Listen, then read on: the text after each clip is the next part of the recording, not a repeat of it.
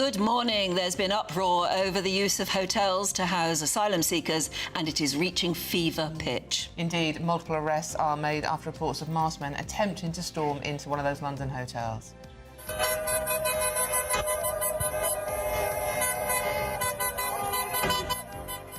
Now, more protests are planned for today ahead of Parliament returning. But does this government have a plan to steer the ship? And meanwhile, Queen of the North no more, Deputy Prime Minister Angela Rayner is accused of plotting a move to a safer Labour seat by moving down south. Now, it's a sad anniversary today. We'll be paying tribute to Princess Diana, some 28 years now after her tragic death in Paris. And is this an example of putting the green agenda above community? Locals in Derbyshire have been left furious after the council banned angling at a popular lake. This has been a fishing lake for a long, long time. Devastated, absolutely devastated. I know people 2 generations older than me that have fished this lake. And yeah, I really want to get it back. Forget pickpocketers, it's plant pocketers now that you've got to watch out for. More than half of plant parents, or gardeners you might call them, say that they've had their shrubbery stolen from their front yards. We'll be investigating the sudden rise in what is a theft crime. Indeed, and the stars are out for the Venice Film Festival. Here's a taster of what's been called the Movie of the Year.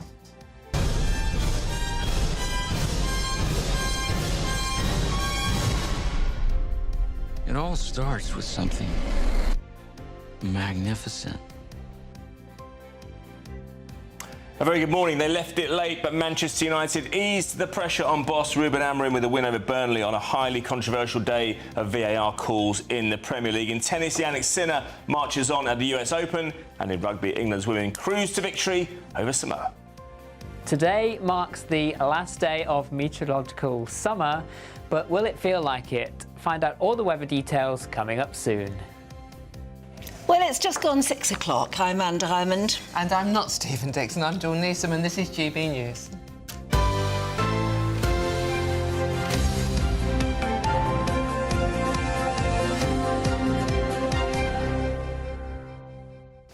It does seem incredible that it's 28 years since we lost Princess Diana. I can't believe it. I can't believe 28 years, No, my goodness. it seems impossible, and it's one of those things where everybody remembers where they were. Yeah. I mean, you were obviously working in broadcasting for you. It must have been But it was a Sunday morning, so I was expecting to... Actually, it was the day I was going on holiday with the family to Disney, and we were literally due at Gatwick Airport that very morning by about 10 o'clock. But obviously I got the call, and then I went into LBC, I was working at the time, with Sir Nicholas Lloyd. Oh, wow. Yeah. We presented the breakfast programme during the week, but obviously we were called in that Sunday morning. And nobody... You sat there broadcasting it and telling everybody the news, and of course everybody we contacted, we were very often the first person to tell them, and their first response was, "You are joking," to which you then said, "I wouldn't joke about this." And of course they said, "Oh no, of course not." Everybody was so shocked. And I remember while I was broadcasting the programme, I was thinking, what do I do about my holiday? Well, this is and then I thought, and I get upset when I think the thought even now, what would she do for another few days with her sons? Yeah. So I thought, no, I'm not cancelling my holiday, even though journalistically I wanted to be in London because it was an unprecedented week. Yeah. But no, I still met the family at Gatwick, and we still went. And when we arrived at Orlando Airport some many hours later, the minute anyone in the crowd heard that you had a British accent, they threw their arms around you and just wept and said, "We're so sorry, we're so sorry." You can't underestimate the effect it had on so many people. Anne was telling me her story before we came on air this morning, and I was... The world changed, didn't it? It really did change. And Anne's point about what would Diana do? Ugh. You needed to go on holiday with your boys because she never had that opportunity. Yeah. And what would those boys have done for one more holiday with their mum? Yeah, no, exactly. So you did the right So where were thing. you? What were you doing? I was on a national newspaper as an executive on the national newspaper. Like you, got the call in the early hours, went onto the paper, and I don't think I left for weeks on end after that, to be honest with you. But it was just one of the... And like you, we were making phone calls, can we have a comment on this? Can we, do an interview with you? And everyone was going, sorry, what? Yeah. It's like you just Couldn't could take not it in. believe that someone so vibrant, so full of life, was gone. And then, of course, the whole conspiracy stories, like how did it happen, what happened, and then obviously we moved on to the funeral, and how can you forget those two little boys walking behind And their all the mums. flowers outside the palace and everything. They were like 5 Aidan, foot where were you? What were you up to? I remember it quite vividly. I'd had a wonderful summer. I was on the football on the Saturday. I was 2.5 weeks away from going to university in Norwich. Life was about to change, and I was in my bedroom, and my dad walked upstairs and said, "You need to turn the telly on." This would have been about 7:30 in the morning. Not normally up that early on a Sunday morning. In those days. And I just remember, I had just a small little TV in my bedroom, and I just turned. The first image I saw was a picture of Diana, Princess of Wales, 1961 to I know, 1997. And I'll never that's forget stunning, that image. isn't it? It was just so surreal. And then I had to go later on in the day. I had to go on shift at my mum and dad's care home, and it was just that there were a lot of royalists among our Nobody residents. knew what to do with themselves. We were at a loss. Jennifer Powers is with us, about to talk politics. Where were you? I was at home in Minnesota at the time. It was just a week or two before I moved to this country, and I was out for a last night of fun with my friends, and I came in and found my mother crying, and she told me the news, and I was just in absolute shock. And so when I arrived to London just a week later, the country was in mourning. And I remember very vividly seeing the flowers just piled knee deep against the gates, and people feeling very subdued. Almost Everybody was in shock. Yeah. It was a shock to the world, I think. Talking of, you're a Minnesota girl then? Yes. How is Minnesota at the moment? Well, I have to say, it's so horrific that the shooting story of the children at prayer in the church. I can't even bring myself to watch the news or read about it. And my niece doesn't, very different school, but she also goes to a church school in the Twin Cities.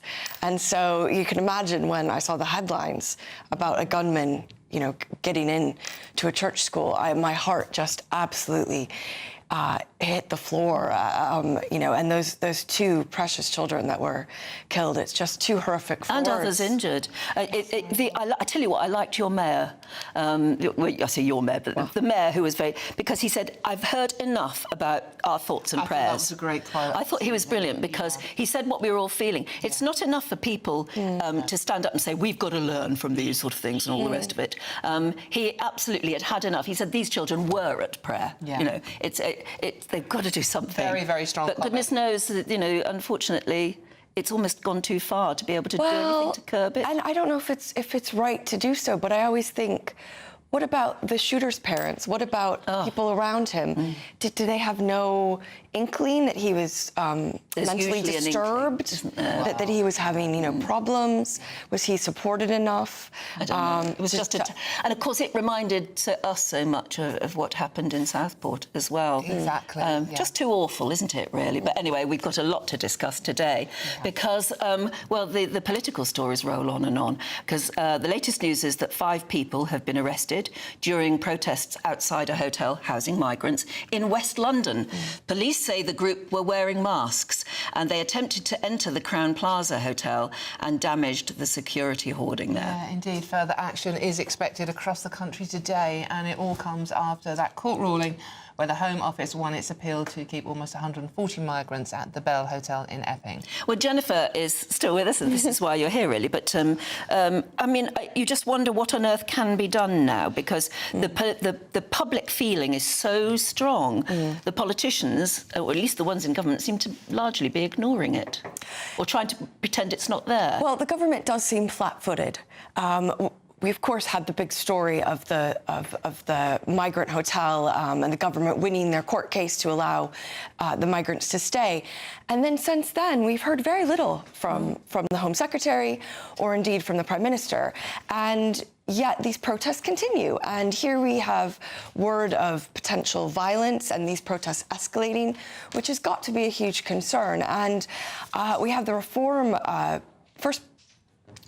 party conference of the season, the Reform Party conference, is this Friday. Yeah. So that will be another opportunity for Nigel Farage and the party to raise the issue of illegal immigrants and the housing of these illegal immigrants. And I think, you know, the government is in line for yet more heat. Do you think, Jennifer, the line the government used in the appeal about putting migrants before people?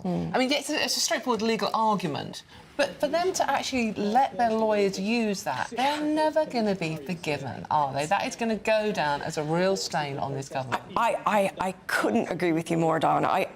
If I'd been in Downing Street at the time, I would have been advocating that they did not go to court on this, or if they did, not to use that argument, because it will come back to bite them. I mean, you can see all of the opposition parties making hay with that statement, and I think the reaction of most people around the country will be one of disbelief.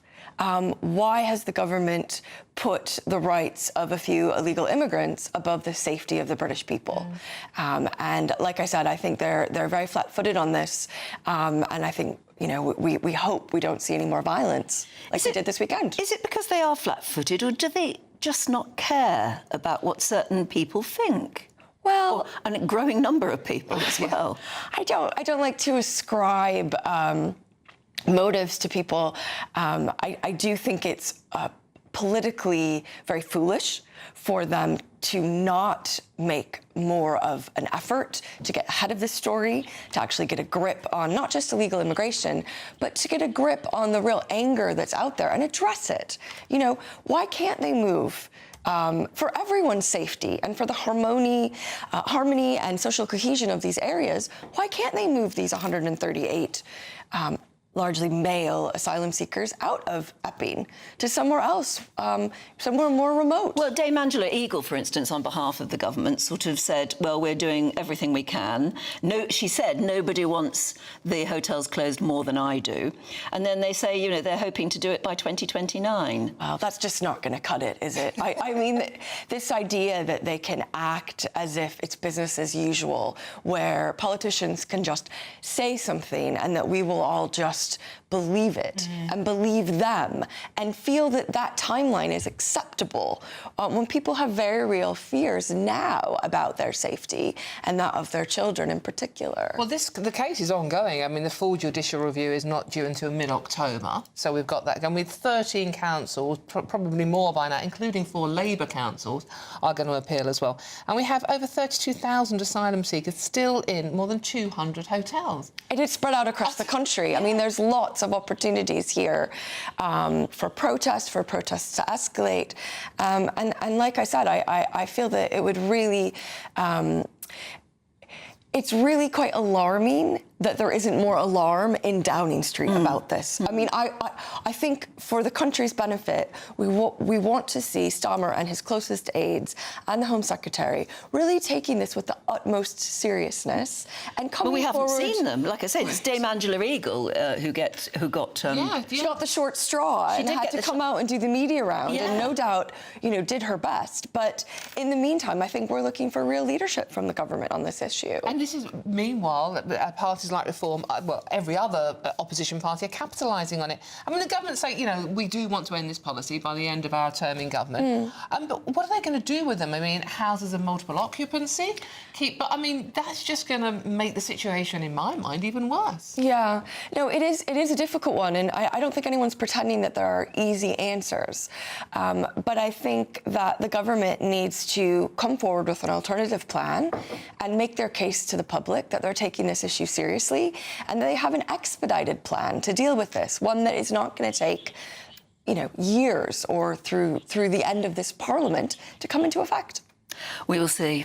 We will see. Don't hold your breath is probably what you next say. It's a very big anniversary today. I know some people watching at the moment are pretty mean-spirited and don't even want us to talk about Princess Diana. I'm just reading a few of your comments I know. on that. I can't believe some of the things you say sometimes. Yeah, but John says, we were in Tenerife with our 4 children on holiday, and I went down to reception to change some travellers' checks, and the lady behind the counter started saying, your Lady Di is dead, your Lady Di is dead.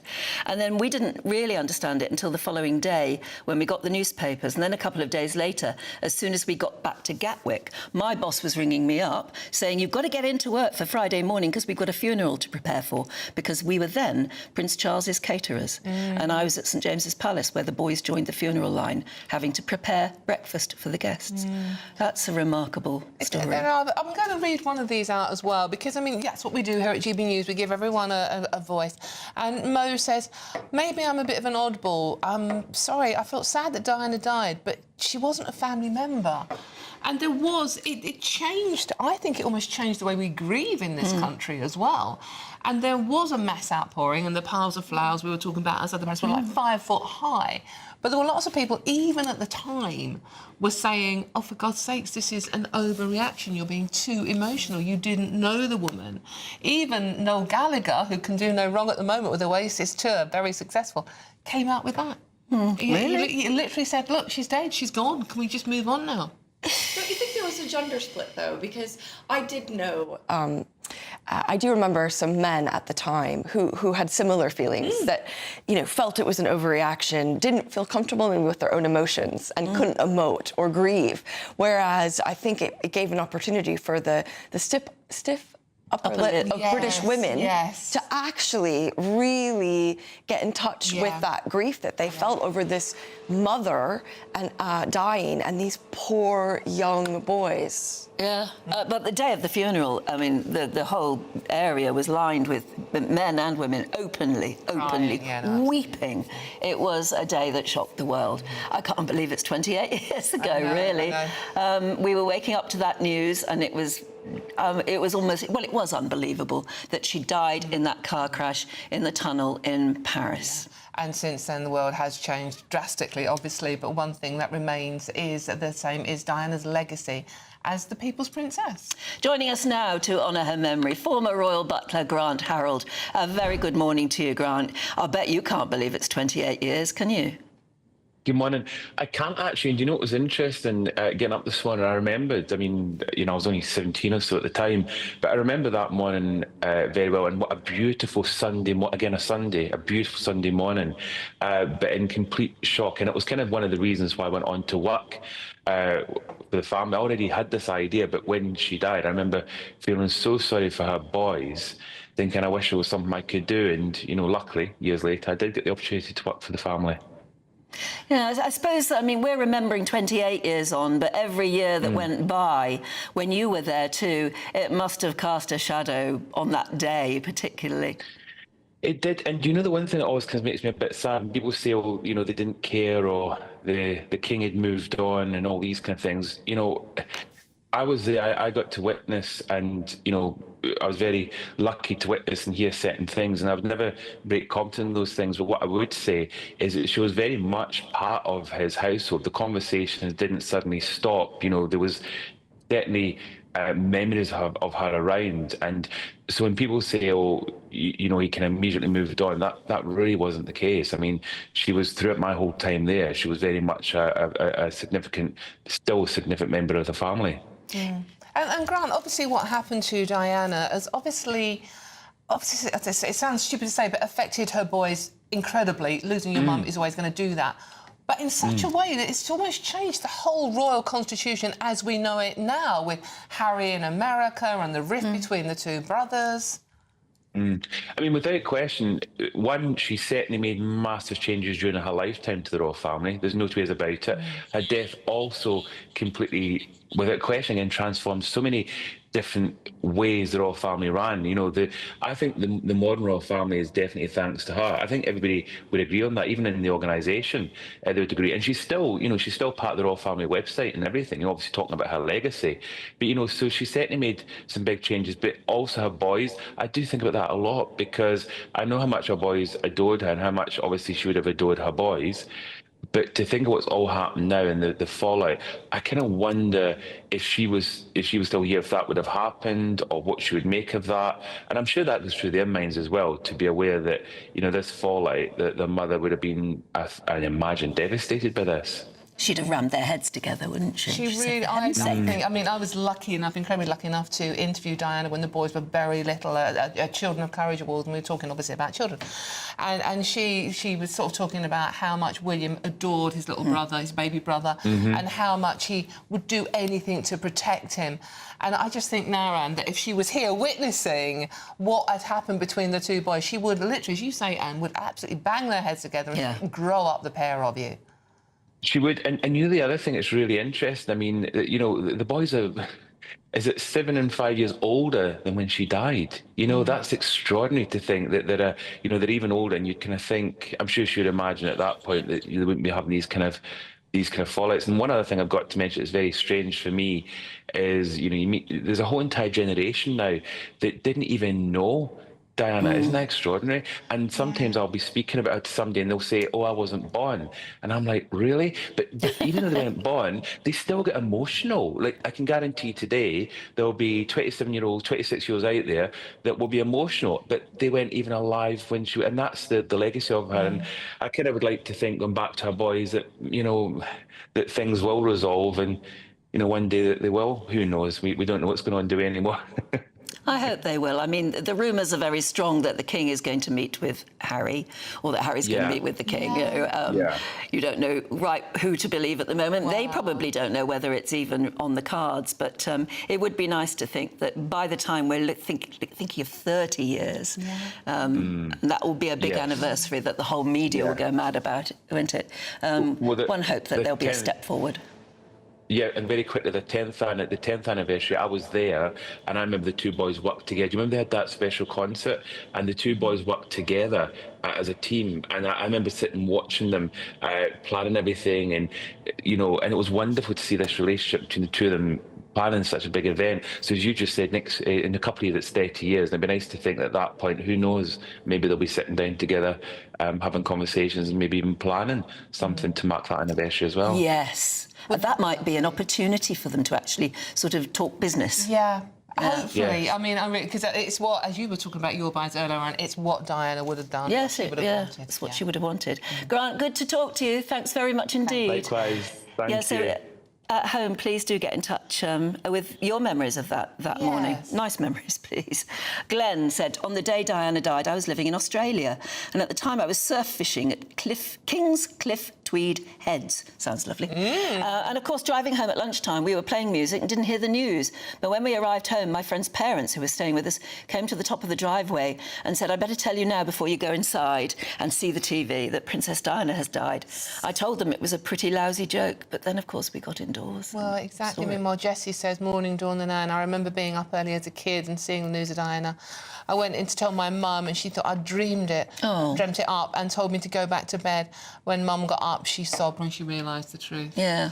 Like, she really did mean so much in the work she did for charity, and certainly AIDS charities. Yeah. And in fact, that's very interesting what Grant Harold said, that there are so many people alive now who don't remember her, which is very sad because she was huge. I mean, she had an effect on the way we talk, the way, all sorts of things. She's had an effect Ellen just says, R.I.P. Diana, she would have turned 64 in July, just like me. Whoa, I can't even think of her at 64. Her, isn't it, when someone dies so young?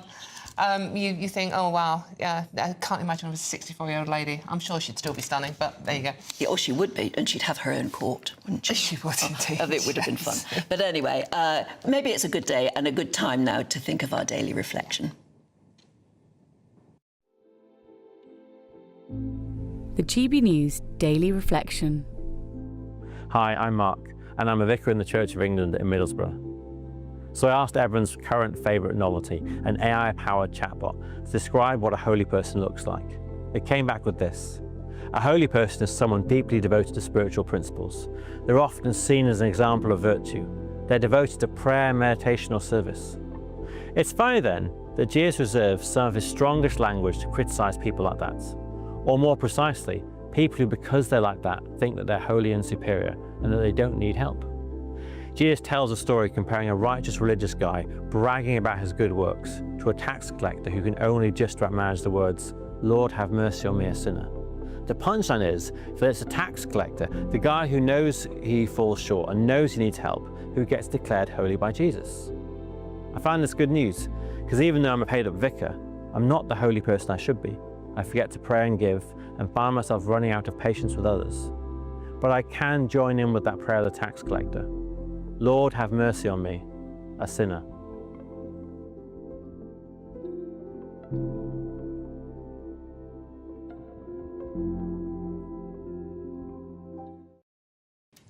It's 6:24 already. Let's get the weather.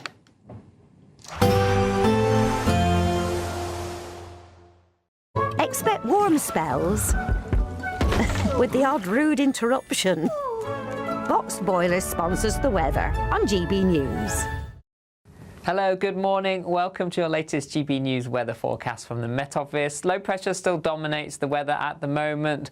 We had the rain through Saturday, and then today it's a mixture of sunny spells and heavy showers. But it is a bright start this morning. Lots of dry weather around. Those showers quickly get going and then becoming quite widespread as we move through the latter part of the morning into this afternoon, and it will be a blustery day. We'll see winds coming in from the southwest, gusts of 30-35 miles an hour, perhaps locally 40 to 50 around some western coasts, and 60 miles an hour for western Scotland. Temperatures around average for the time of year, high teens to low 20s, so in the sunshine not feeling too bad, but given the strength of the wind, the heaviness of the showers pushing through, it will be rather cool at times. Some of the showers could be heavy with some hail and thunder. You can see the bright colours on the map there as we move through the evening time, indicating some hefty downpours, perhaps some longer spells of rain for Northern Ireland into southwest Scotland for the evening time, and those blustery winds driving those showers through quite quickly. Overall, a fairly dry day for Orkney and Shetland with sunny spells. Into the evening time, we see further heavy showers across western parts of the UK as the low pressure slowly edges closer. Some clearer spells developing during the early hours across eastern parts of the Midlands, East Anglia, but generally showers continue through the night for many of us, perhaps some longer spells of rain, and also still some rumbles of thunder possible, and the wind staying rather brisk. Temperatures overall will be around 14 or 15 Celsius for many, so not a cold night to come. And then for Monday, low pressure still in charge, a mixture of sunny spells and showers. Some of the showers will be heavy at times. Monday is the first day of meteorological autumn, and everyone will feel that. It'll be rather cool and breezy. Some showers will be heavy with hail and thunder, and temperatures around average, generally around 19 to 21 Celsius as we get into the afternoon. See you soon. Expect warm spells with the odd rude interruption. Boxed Boiler sponsors the weather on GB News. OK, the perfect day to go out fishing, or is it? Still to come, putting the green agenda above the community. Locals in Derbyshire have been left furious after the council banned angling at a popular lake. That's next. This is GB News Breakfast with Anne and Dawn. See you soon.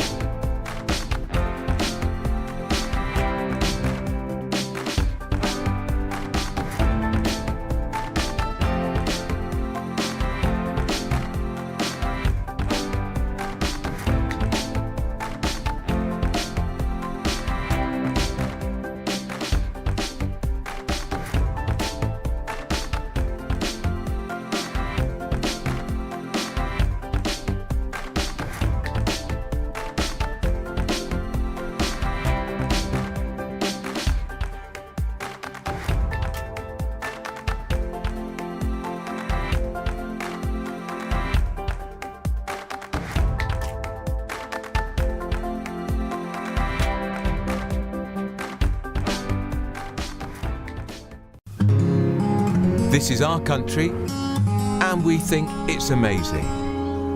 From high tea to the high street, we love it all. Even the rain, we like that too. There's nowhere else we'd rather be. That's why we're here to be the fearless champion of Britain, its voices and its values. Because we are GB News, the People's Channel, Britain's news channel. Exciting news. Every Friday, my Patrick Christie's Tonight Show is going to have a twist to it. We're welcoming some special guests. You. That's right, on Fridays I'm going to be doing my show in front of a live studio audience because this show is about you and what you have to say. It's going to be the same big debates, same big topics, same big opinions, but every Friday night at 9 p.m. you are invited to come on down to Patrick Christie's Tonight to be a part of the action. Only on GB News, the People's Channel, Britain's news channel. Hi, I'm Michelle Dewberry and my show is your opportunity to cut through all the noise and dive in headfirst to some robust debates. Ideas clash. Situation, isn't it? No, because the failure is... You're deliberately avoiding my point. Nothing's held back. And if you think this is the end of it, wait for more. And we do not shy away from the difficult stuff. Sometimes I want to shake people and say, if only you understood. So join me on Jubes & Co weeknights at 6 p.m. only on GB News, Britain's news channel.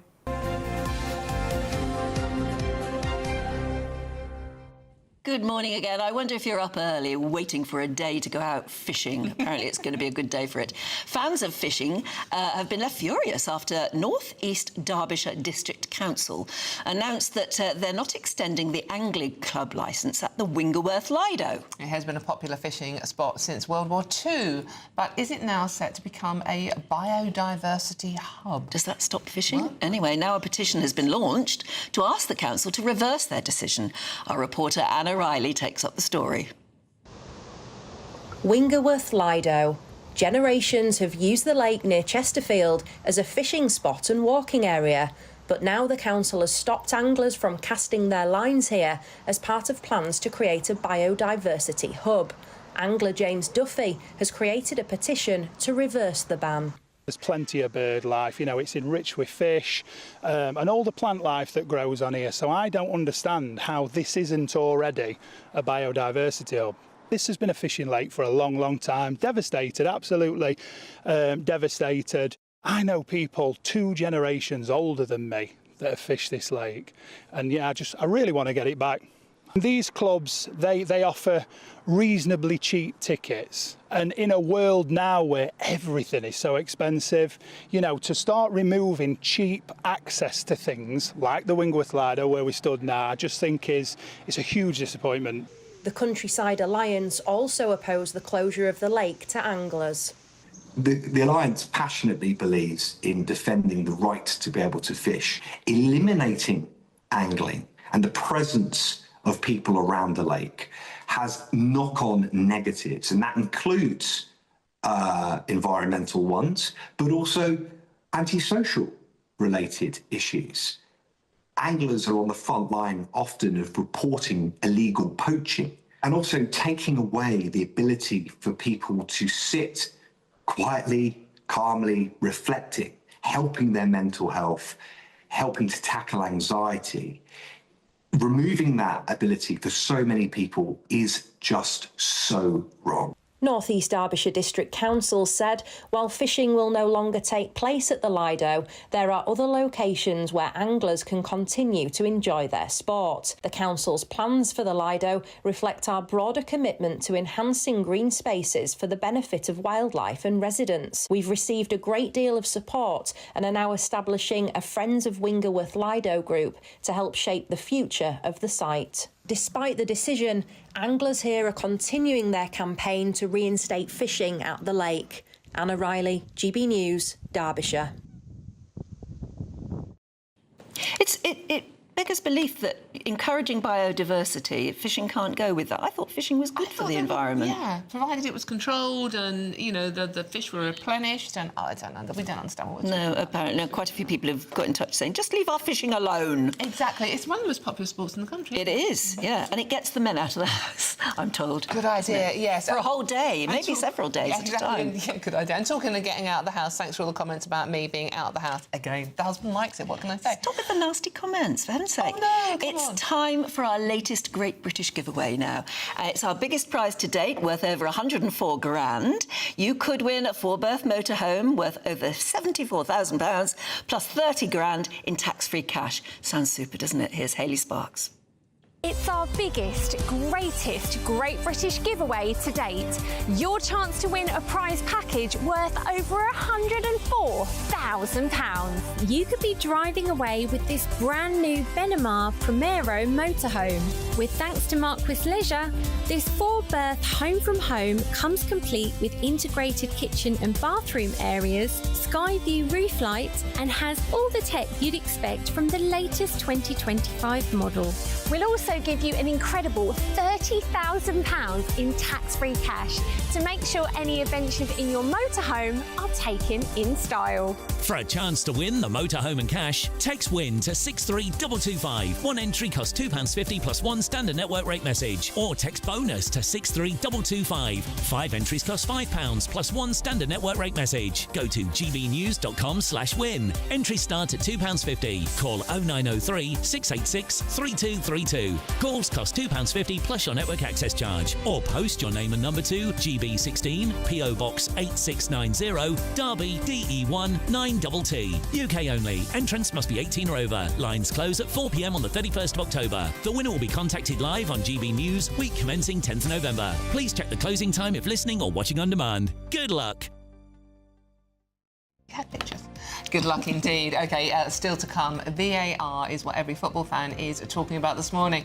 But for all the wrong reasons, Aidan McGee will be here next to tell you why. This is GB News Breakfast with Anne and Dawn. We'll see you soon.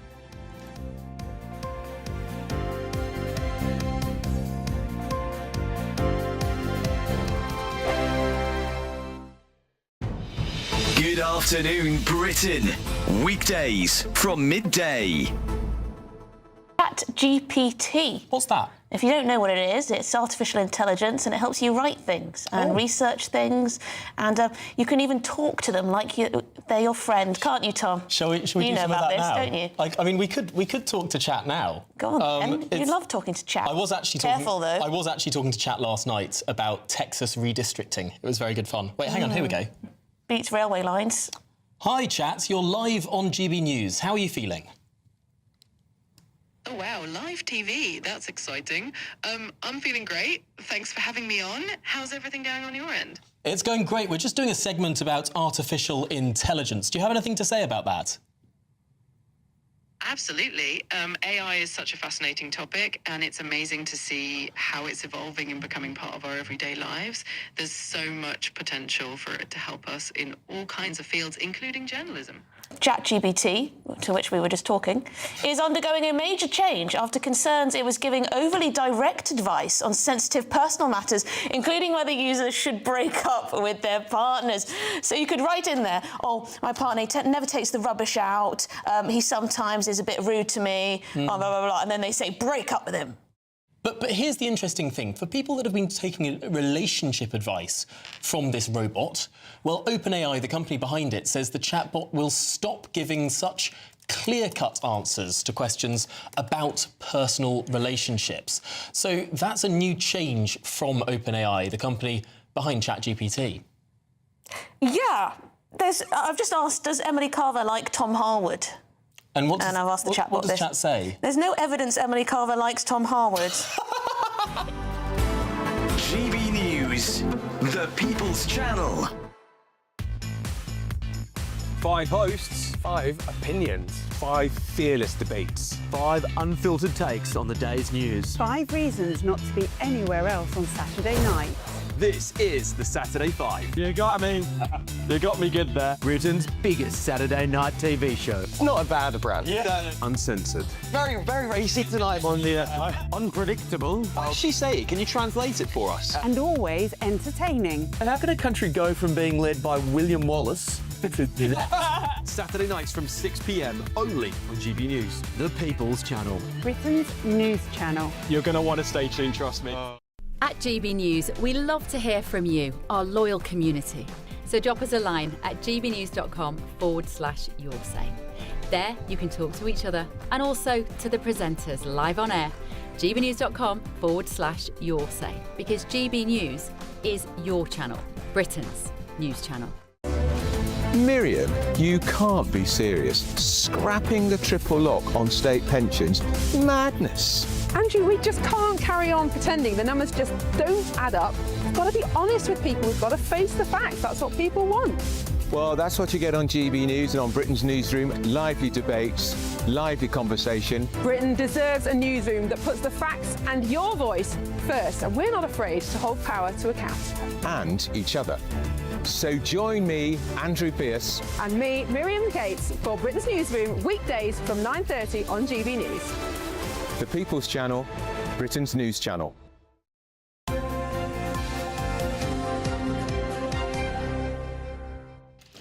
Hello, welcome to Breakfast with Anne and Dawn. And Aidan McGee is here with us to talk all things sport. Yes, just look, a great day of football yesterday in the Premier League, but just overshadowed once again by some hugely controversial VAR decisions. I mean, the Man United match, United won 3-2, by the way, to ease some pressure on their manager, Ruben Amorim. They left it late, of course, but again, some highly contentious VAR decisions in that game. We'll hear from the Burnley manager, Scott Parker, in a moment, but he was kind of moved to... He looked quite emotional after the game, and he was just saying that this isn't football anymore. It doesn't feel like a game he grew up with. Let's hear what he had to say after that defeat at Old Trafford yesterday for his side. It's going to become the most sterile game there is, really. You know, I think we're probably months or a year away from not celebrating goals. You know, I stand on the touchline, you score a goal, and I feel like there's a million things that go through your mind. Checklists, what happened 3 minutes before it? Was that offside? Did he stand on his toe 2 minutes before we've gone through on goal? Is it offside? We need to get the computer out by the millimetre to check whether it is offside. Linesmen and referees really are slowly becoming redundant. Is he right? Is it really having that dire an effect? Yeah, I think he's right, Anne, because he would be quite a traditionalist kind of guy, English English player, actually played for Charlton, distinguished career. He remembers the game when it was very different. Even though he's not an old man, he's very young, but he's absolutely right, though. It's forensic detail. They seem to be from a distance of 200 miles away in a van. That game was at Old Trafford yesterday. They seem to be looking for reasons to disallow a goal when the litmus test should really be, is there a reason for me not to allow that goal? And in his old club, Fulham, played yesterday at Chelsea, and wonderful goal scored by an 18-year-old kid. Wonderful, should have been a wonderful day for him, giving Fulham the lead. It would have changed the complex of the game, or changed the course of the game, but the play was brought back for a foul seconds before in Fulham's own half. It didn't look like much of a foul, and they disallowed the goal for that, and I just don't see what advantage Fulham gained. You know, I mean, the electronic monitoring, whatever it's called, but the same in tennis, adds to the excitement. It does. Because it happens in the moment, decision made, and that's that. The equivalent in football is goal line technology. We get a... sorry. Goal line technology. Yeah.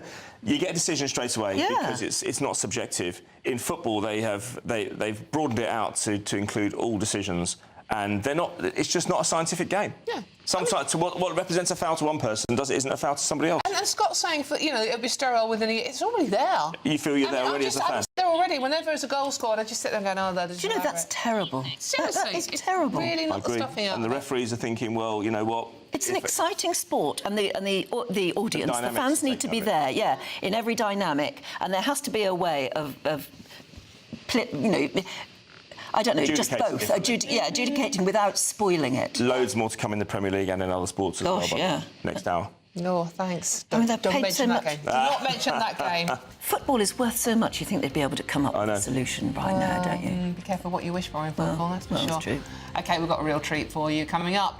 Still to come, audiences are warned about a loud and startling curtain up bell at the Royal Opera House in what's being called the craziest trigger warning. Yeah, oh my God, and there's some competition. We'll have more on that and other stories making news with the wonderful Claire and Nigel. There they are. Yay! Our favourite team. Back with you in a moment, but first of all, I think we're going to take a look at the European weather destinations, are we? Yes, here they are. Ready to soak up that holiday sunshine? Won't we need some cover? No worries. All sorted. All Clear Travel Insurance sponsors GB News Travel Destinations Forecast. Hello, there's still the risk of heavy rain and thunderstorms across central western parts of the Mediterranean over the next few days. Elsewhere it should be largely dry and sunny, largely dry across Madeira, the Canary Islands, but you can see the risk of rain across parts of Spain, Portugal, into France, northern Italy, seeing some heavy downpours and thunderstorms. A few showers possible towards Greece as well, but Turkey largely dry with plenty of sunny spells. Temperatures still in the 30s here, and it remains similar over the next few days. All Clear Travel Insurance sponsors GB News Travel Destinations Forecast. Welcome back to Britain's Newsroom with Andrew and Beth. Hello everyone, Patrick Christie is here. I'm Michelle Duke, Britain's News Channel. Access the stories that matter to you. Take the GB News family with you on any device. And as long as you have an internet connection, tune in to GB News anywhere on the planet or beyond. GB News, the People's Channel, Britain's News Channel. Britain was once the envy of the world. But look around. A nation that no longer knows what it is or where it's going. A country that's broken. How do we fix Britain? How do we bring it back? Friday night with Matt Goodwin at 8 p.m. only on GB News. You want to know what's really going on in the corridors of power? Labour don't know what to do with you half the time, and that makes you quite lethal in the chamber. Get behind the headlines with Chopper's Political Podcast. Join me, Christopher Hope, as I sit down with the great and the good of British politics. We'll see where this ruling takes us. These are the stories shaping our nation. Chopper's Political Podcast, available now on all platforms. Listen in and stay ahead. At GB News, we love to hear from you, our loyal community. So drop us a line at gbnews.com/yoursay. There you can talk to each other and also to the presenters live on air. gbnews.com/yoursay, because GB News is your channel, Britain's news channel. Hi, I'm Michelle Dewberry, and my show is your opportunity to cut through all the noise and dive in headfirst to some robust debates. Ideas clash. Situation, no, isn't it? No, Because the failure is you're deliberately avoiding my point. Nothing's held back, And if you think this is the end of it, wait for more. and we do not shy away from the difficult stuff. Sometimes I want to shake people and say, if only you understood. So join me on Jubes and Co weeknights at 6 p.m. only on GB News, Britain's news channel. Join me, Nana Akwe, for an informative, interactive news programme with a difference. It's fun. No, he didn't say that, Dave. I'm so surprised. I think there's an element of truth to that. Join me from 3 p.m. every weekend, only on GB News, Britain's news channel. Westminster's full of talk, but out here, it's the real world. Am I allowed to talk now? No, that's it. This is where it matters, real people and real lives. That's what politics is all about. In fact, has Trump made a good start? No. Straight answers, no spin, and just a couple of pints. How many fingers have I got up? About 10. So join me for Lee Anderson's Real World every Friday at 7 p.m. only on GB News. The People's Channel, Britain's news channel.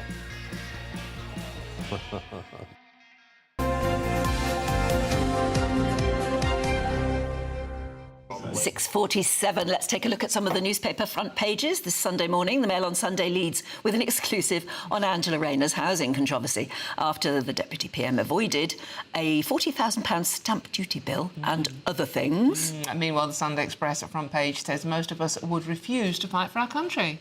Drill the North Sea dry, says Badenoch. That's according to the Sunday Telegraph. And on the front page of the Scotland on Sunday is the McLean brothers celebrating their row across Pacific, setting a new record. We caught up with them right here on Breakfast earlier this week. And didn't they do well, my goodness. Joining us to go through what's making the news, our favourite former Conservative advisor Claire Pearsall and GB News' senior political commentator Nigel Nelson. And before you start, I've just got to read this out. This is from John, message to both of you. Claire and Nigel coming up on the newspapers review, very good. I'm only stunned that Nigel isn't under the patio yet. When he mysteriously disappears, we'll know what questions to ask. It's a weekend to go. Yes. Claire, kick us off with Claire Rayner, front page of the Mail. Angela Rayner. Angela Rayner. What did I say? Claire Rayner. Oh, Claire. An entirely different Rayner, yes, I have to say. Now, this is a massive dose of hypocrisy from a senior Labour minister. She is using some kind of trust to put her house in the constituency in Ashton-under-Lyne into a trust for her children. So the one problem with that is that the rules on inheritance tax look likely to be changed in the budget. Rachel Reeves wants to limit the amount people can put in trust for their children and raise more tax on it, so you have that. And also by switching or flipping the designation of her primary residence, Angela Rayner has now avoided paying a huge amount of stamp duty after the purchase of her flat in a Hove.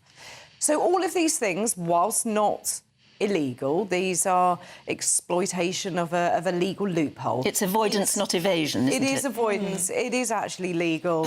It's just massive hypocrisy. It is morally, I think, quite reprehensible. And the Labour government are looking to tax hard-working families even further this autumn, whilst Angela Rayner is just going about saying, it doesn't matter, you can do it to you lot, but not to me. Nigel, isn't this the problem, though? I mean, it's like, you know, she's not doing anything wrong, basically. It's something a lot of people would do if they could afford, obviously, that many properties. But she's in charge of the housing policy. She's the housing minister. She's the one that's going to make sure, come this horrendous-sounding budget in the autumn, it's going to make sure whether you're buying or selling or renting or a landlord, you're going to be in trouble. Well, I mean, you may be. We don't know what will be in the budget. Oh, come yet. on, it's not going to be cuddly. All this is a lot of speculation, which is deliberately being thrown out there as possible tax rises. But anyway, on the Angela Rayner thing, the important thing is she's done nothing wrong. However, if I'd been her special advisor, I would have said to her, don't buy that place in Hove, it'll get you into lots of trouble. It doesn't pass the sniff test simply because it smells a bit dodgy. The fact that you actually escape a whole load of stamp duty, it makes people's eyebrows raise. Nothing wrong with doing it, but if you're in a position like she is, I think probably best not. And if you're the housing secretary, 3 homes is a bit much. Do you think it's time for her to just to step away from that particular role as housing secretary now, not have anything to do with the housing policy coming up? No, I don't think that actually helps terribly. It's too late, isn't it, anyway? Well, exactly. I think it probably is a bit late, that now she's done this. I mean, she'll ride it out. And unless there's any wrongdoing that we don't know about, that she'll be fine. But why should we accept that she'll just ride it out because legally she's on the right side? For that reason, exactly that reason. She hasn't done anything wrong. Why should she? It just gives a massive signal to the rest of the country that the Labour Party, who was supposed to be in this for working people, was meant to change the rhetoric around the grown-ups being in charge. They were supposed to come in, make a difference, and all they're doing actually is similar to any other politician that's been in office, the ones that they have pointed the finger at previously for using very similar loopholes and demanded resignations. They're now doing the same thing but saying, it's OK, don't worry about it because we're still in charge and we're going to make it better. Well, I mean, but it is because she hasn't done anything wrong that she should ride it out. That I don't see any reason why we should call for a resignation over something like this. What about the extra theory that is now being put around, that actually what she's trying to do is is make sure she has a home on the south coast, because that's where she might need a constituency, right, well, a safe constituency. Now, here we go. This is pure speculation from the Sunday Telegraph. Just because she's moved there doesn't mean she'll look for a constituency there. Where she's actually moved to is into Peter Carl's constituency, the science secretary. I'm sure he wouldn't be awfully pleased if he thought that she was there to try and bounce him out. So none of this that we know. There is a chance, obviously, that her Ashton-under-Lyne constituency could go reform under present polling. It really could, couldn't it? So I can see that there might be that she might be thinking in the future about it. But as I say, at this stage, absolutely pure speculation. OK, talking of elections, Claire, let's move on to the Times front page. Starmer's votes for 16-year-olds could give a boost to Corbyn's new party. I mean, it did make me laugh when I saw this, because it was quite opportunistic of Starmer to open up voting to 16 and 17-year-olds, assuming that they were going to vote for your party. Quite interesting that they're looking at Jeremy Corbyn's start-up group as the alternative. And when you look at the breakdown, there are actually... It's quite an interesting split. There are more young men who would vote Reform, but then younger women are more likely to look at Jeremy Corbyn's party because of the plight of Gaza, what's happening with Palestine at the moment. They feel much more aligned to that set of politics. But I think this is always a danger when you offer voting up to 16-year-olds. If you think that's something yourself at 16, your views are incredibly From a timing point of view, there's something we're going to have to talk about next. I find it absolutely fascinating. Courting the young vote, but who could they vote for? It could bite them in the what's-it, couldn't it? I've got to read out Ms Rayner's right of reply, but apparently I haven't got any time, so I'll do that. You can look forward to that in the next hour. Here's the weather.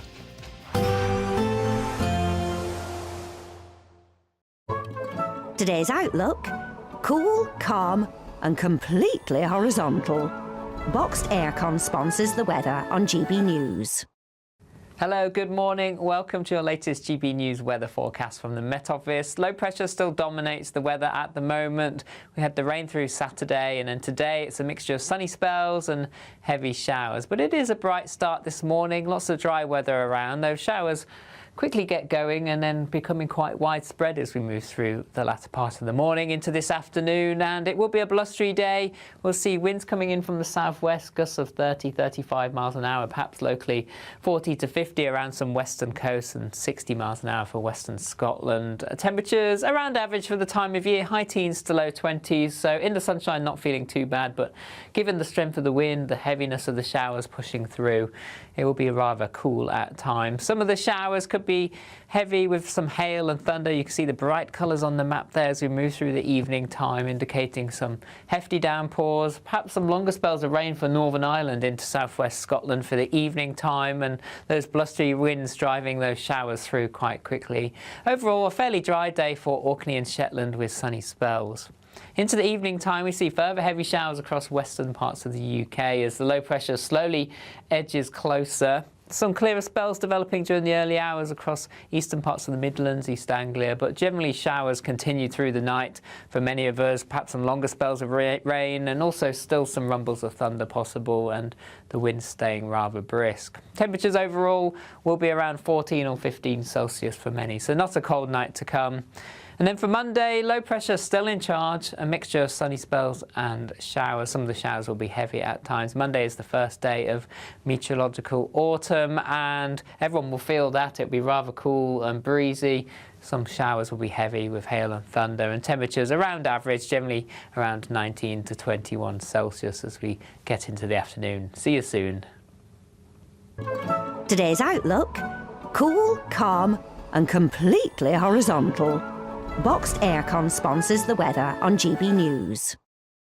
It's our biggest Great British giveaway to date. You could be driving away with this brand new Benamar Primera motorhome. This 4-berth home from home comes complete with integrated kitchen and bathroom areas and has all of the tech you'd expect from the latest 2025 model. We'll also give you an incredible £30,000 in tax-free cash to make sure that any adventures you take in your new motorhome are taken in style. For a chance to win, text WIN to 63225. One entry costs £2.50 plus one standard network rate message, or text BONUS to 63225. 5 entries cost £5 plus 1 standard network rate message. Go to gbnews.com/win. Entries start at £2.50. Call 0903 686 3232. Calls cost £2.50 plus your network access charge. Or post your name and number to GB16 PO Box 8690 Derby DE1 9TT. UK only. Entrance must be 18 or over. Lines close at 4 p.m. on the 31st of October. Please check the closing time if listening or watching on demand. It's Patrick Christie's Tonight, and here we do things differently. It's explaining the absolute madness of this, doesn't it? It's explosive. I mean, this is very good. It's lively. 850. Your government sat there, Sean, and it did nothing. It's controversial. And the Middle East has been in turmoil since before I was born. It's everything you need to kickstart your evening. Everyone's had their Weetabix tonight. I love to see it. That's Patrick Christie's Tonight, weeknights from 9 p.m. Only on GB News, the People's Channel, Britain's news channel. From the school run to the home run, watch a new show for all of Britain. He can say whatever he wants. A straight-talking show where all voices are heard. And, you know, when are we going to stop talking about smashing the gangs and actually do it? With the stories that matter from every part of our country. There's a bit of a crash landing there for your Chancellor. Bold, fearless and standing up for you. That's me, Martin Daubney, 3 p.m. till 6 p.m, weekdays, here only on GB News. The People's Channel, Britain's news channel. Britain was once the envy of the world. But look around. A nation that no longer knows what it is or where it's going. A country that's broken. How do we fix Britain? How do we bring it back? Friday night with Matt Goodwin at 8 p.m, only on GB News. At GB News, we love to hear from you, our loyal community. So drop us a line at gbnews.com/yoursay. There, you can talk to each other and also to the presenters live on air. gbnews.com/yoursay, because GB News is your channel, Britain's news channel.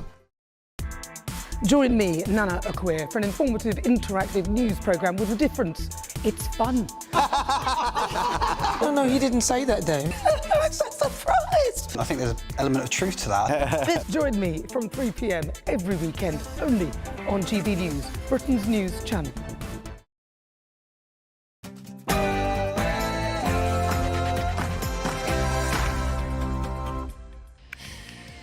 And a very good morning to you. It's coming up to, it is 7 o'clock now. You're watching Good Morning here on GB News. Breakfast, isn't it? Yeah. I was just about to say the wrong thing. It is GB News, it is breakfast, and it's Good Morning from Dawn. Yeah, well, the big headline this morning is the uproar over the use of hotels to house asylum seekers, and it's reaching fever pitch. Yeah, multiple arrests have been made after reports of men attempting to storm a London hotel.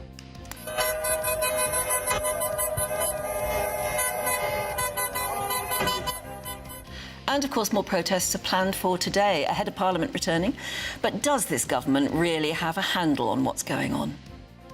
And Queen of the North no more. Deputy Prime Minister Angela Rayner is accused of plotting a move to a safer Labour seat down south. We will be paying tribute to the late Princess Diana. It's 28 years after her tragic death in Paris. And guess how much is spent every year on security for former Prime Ministers? We'll be revealing that ahead of our debate at 8:20. Is it time to scrap lifetime protection allowances for former PMs, though? And here's another crime wave. Forget pickpocketers, it's plant pocketers now that you've got to watch out for, because more than half of people who like to have a front garden, they say they've had their shrubbery stolen.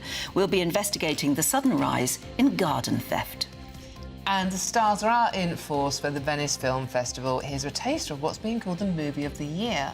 All your generation, you're scared of saying the wrong thing. When did offending someone become the preeminent cardinal sin? Maybe it's around the same time your generation started making sweeping generalizations about ours. They left it late, but Manchester United eased the pressure on boss Ruben Amorim with a win over Burnley on a highly controversial day of VAR calls in the Premier League. In tennis, Yannick Sinner marches on at the US Open, and in rugby, England's women cruise to victory over Samoa. Today marks the last day of meteorological summer, but will it feel like it? Find out all the weather details coming up soon. Last day of summer. That's right. Where did it go? It's just gone 7 o'clock. I'm Anne Diamond. And I'm Dawn Newsom, and this is GB News Breakfast.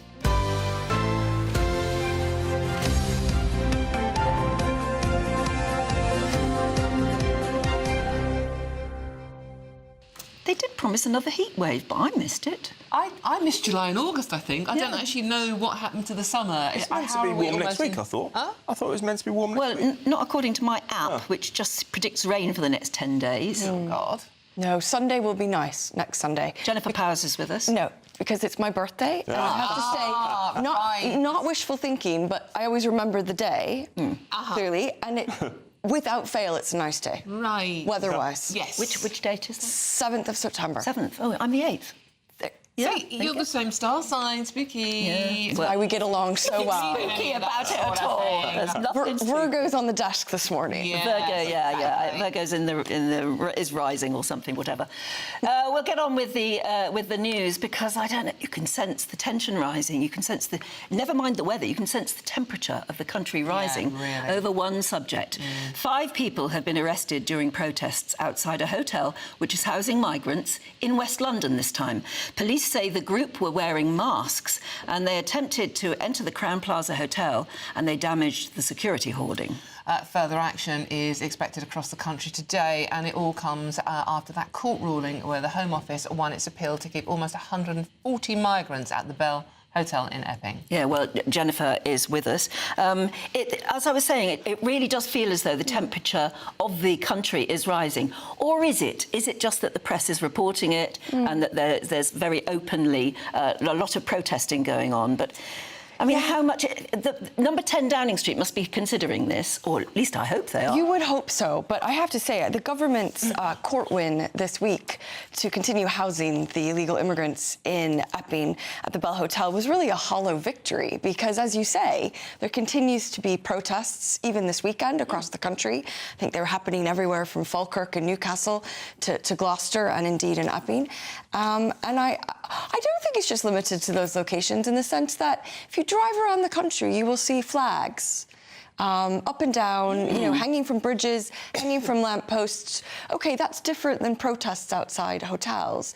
But I do think it gives you a flavour of the climate out there amongst people across the country. It is part of, I think it was described the other week in one of the papers as a rage, which is a really strong word. That is strong. And it was like this rage, and it's like, if the politicians aren't listening, they are really not doing their jobs. And then, you know, to come out of that hearing, to use the argument that it is putting illegal migrants, many of them are illegal, they've crossed the channel before you even start, above the residents of Epping and all these other places where these hotels are. Dawn, I think you've hit on something quite important, which is the not being listened to. I think if people felt that the words that the government said were in any way authentic and genuine, if they felt the government truly took the concerns of the public around illegal immigration seriously, and they had a plan that was going to work.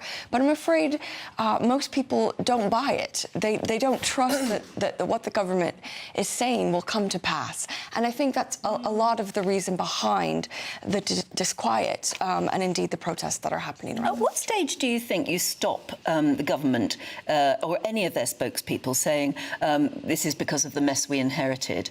I mean, I object to the word inherited because they asked for this job. They openly said they were going to be change, and that's what the people wanted.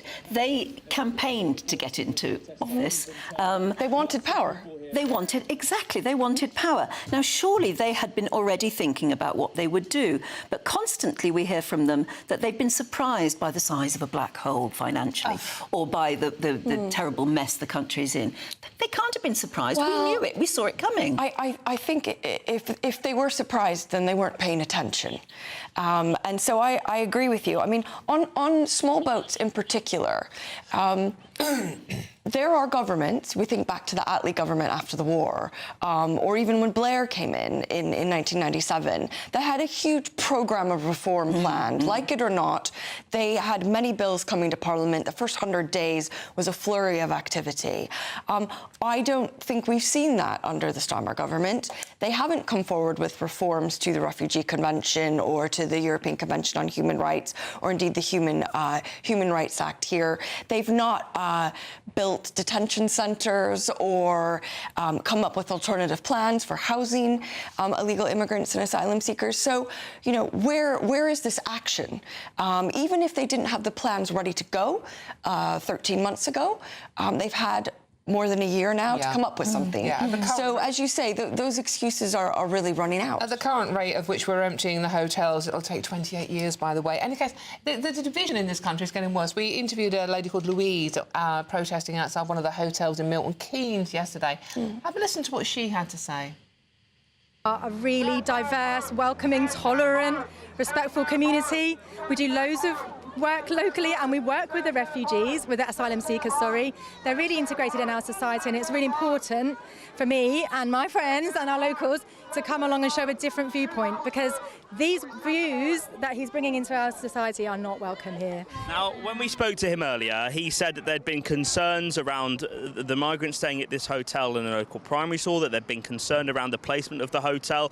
Do you understand those concerns? Are those fair concerns from those people on that side? So no, they're not valid concerns at all. There have been people that have stirred up, I would say, can I say, racist opinions about people that look different to them. But the police investigated those accusations. It was 100%, and the Northamptonshire police made a statement to say those accusations were completely unfounded. There was no evidence. So that's people that are trying to make up stories about people that aren't true. And they're not migrants, they're asylum seekers. And I would love people to really think about what that really means. That was Louise, who we interviewed yesterday outside a hotel in Milton Keynes. And as you heard, Jennifer, she's very passionate, but instantly she brings the race element into it. The protesters on the other side had the Union flag and the Cross of St George flag. And she was implying they were racist just for being there and being upset by illegal migrants in a hotel. Well, she implied that it was because of the colour of their skin. And I haven't heard anyone say that. Well, it's unfortunate when debate reaches that point, because I think it obscures the real issues at stake, which is, I think many people out there have huge sympathy for asylum seekers and for people in war-torn parts of the world. And indeed, you know, there is a long tradition of the British people through our tax dollars supporting work around the world in refugee camps, you know, helping families, helping displaced women and children. But what we're talking about in these circumstances is often young males entering the country illegally. And that does cause disquiet among many people, many communities. And so I feel as though people like that are perhaps mixing up the issues at stake. It's just the amount of division, the amount of anger on both sides, and all the time we have the government not listening. And as you so brilliantly said just now, and lots of people commenting on and blaming the previous government for what they've inherited. Don't you think we also have to watch out for the way it seems that they want to change the narrative, in the words they use?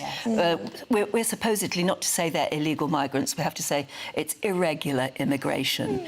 The fact that they're not illegal migrants, they are refugees, only when they're advised, and they are advised, to change their status the minute they arrive, the minute they set foot. We're sort of being, I don't know, it feels like we're being gaslighted, gaslit? I think we are. I think we absolutely are. But let's know what you think about that one at gbnews.com/your say. Lots of you are getting in touch, and we will read as many out as we possibly can. Let's have a look now at some of the other stories coming into the newsroom this morning. The Conservative leader, Kemi Badenoch, has said her party will prioritise extracting oil and gas from the North Sea. Badenoch is expected to formally announce the policy this coming week while visiting Aberdeen. Earlier in the year, of course, Reform UK made a similar promise to focus on fossil fuel extraction. And an exclusive GB News investigation has revealed that women with ovarian cancer are being failed by a postcode lottery in accessing treatments. Separate analysis shows the crisis goes even further, with 1 in 3 cancer patients forced to wait longer than 2 months to start that life-saving treatment. You can read the full exclusive report on our website, GB News. And tomorrow, back to school day for millions. The Education Secretary, Bridget Phillipson, is pledging to do more to up attendance records and decrease incidences of bad behaviour in the classroom. She's going to be joining Andrew Pearce, by the way, here on GB News at 10:25 this morning. She's going to discuss just how she's going to do that. And as I said, be sure to send in any questions you have for Bridget Phillipson at gbnews.com/your say, and I'm sure there'll be some interesting ones there.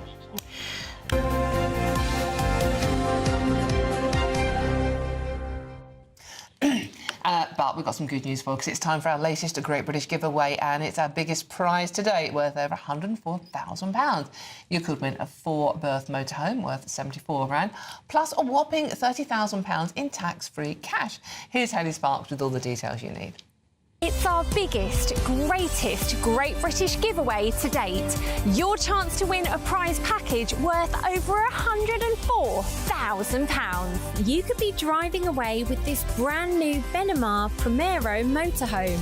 With thanks to Marquis Leisure, this 4-berth home from home comes complete with integrated kitchen and bathroom areas, sky view roof lights, and has all the tech you'd expect from the latest 2025 model. We'll also give you an incredible £30,000 in tax-free cash to make sure any adventures in your motorhome are taken in style. For a chance to win the motorhome and cash, text WIN to 63225. One entry costs £2.50 plus 1 standard network rate message. Or text BONUS to 63225. 5 entries cost £5 plus 1 standard network rate message. Go to gbnews.com/win. Entries start at £2.50. Call 0903 686 3232. Calls cost £2.50 plus your network access charge. Or post your name and number to GB16 PO Box 8690 Derby DE1 9TT. UK only. Entrance must be 18 or over. Lines close at 4 p.m. on the 31st of October. The winner will be contacted live on GB News, week commencing 10th of November. Please check the closing time if listening or watching on demand. Good luck. Good luck indeed. Yeah. Be nice, wouldn't it? OK, it's a sad day for some, at least, because it's 28 years to the day that we lost Princess Diana. Joining us now to honour her memory is royal commentator and author Angela Levin. Hello there, Angela. What do you think of when you think it's 28 years to the day? Where were you? What were you doing?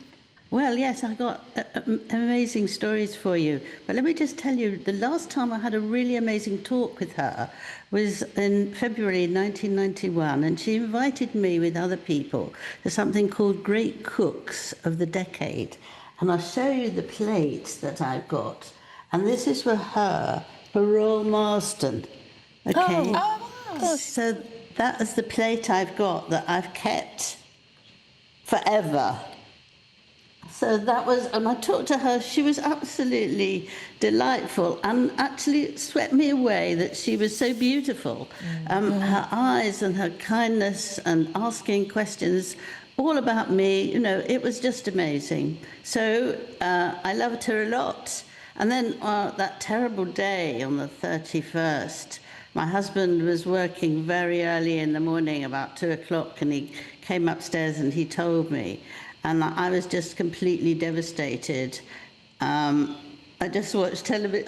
I'm crying now. I watched television all day long. And it was just, I was in tears about what had happened to such a lovely woman. The next day I had to go to work. So it was the Observer, that, which I was working for then. And I and a colleague used to go across to Kensington Gardens. And it was amazing to see what happened, because the flowers moved higher and higher and higher up to my waist.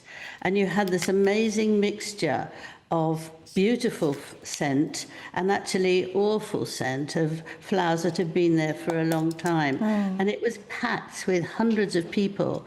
And the first 2 days, you didn't have a sound. No one said anything. They couldn't bear to speak. It was such a shock that you couldn't do anything. And then gradually, they got more and more angry. And after about 4 or 5 days with these high flowers and the scent, and they had no flowers left in the UK, they had to get them from different countries so that they could put them down. And there are lots of lovely things written by all sorts of people.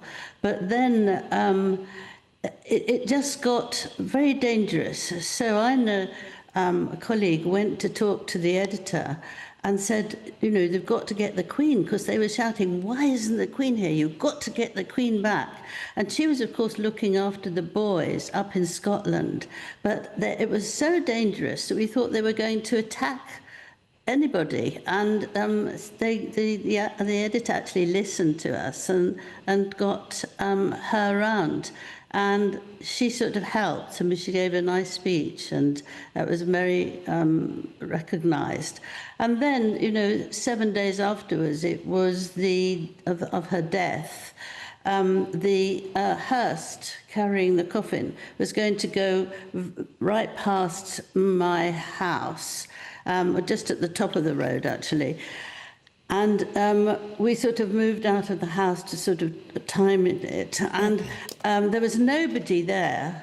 And then suddenly every door was open and loads of people come running up to the top of the road to see the hearse. And they were throwing flowers on it. But what was tragic was that it was by itself. There was no car behind it. It was just this hearse. And you think, how can she be alone?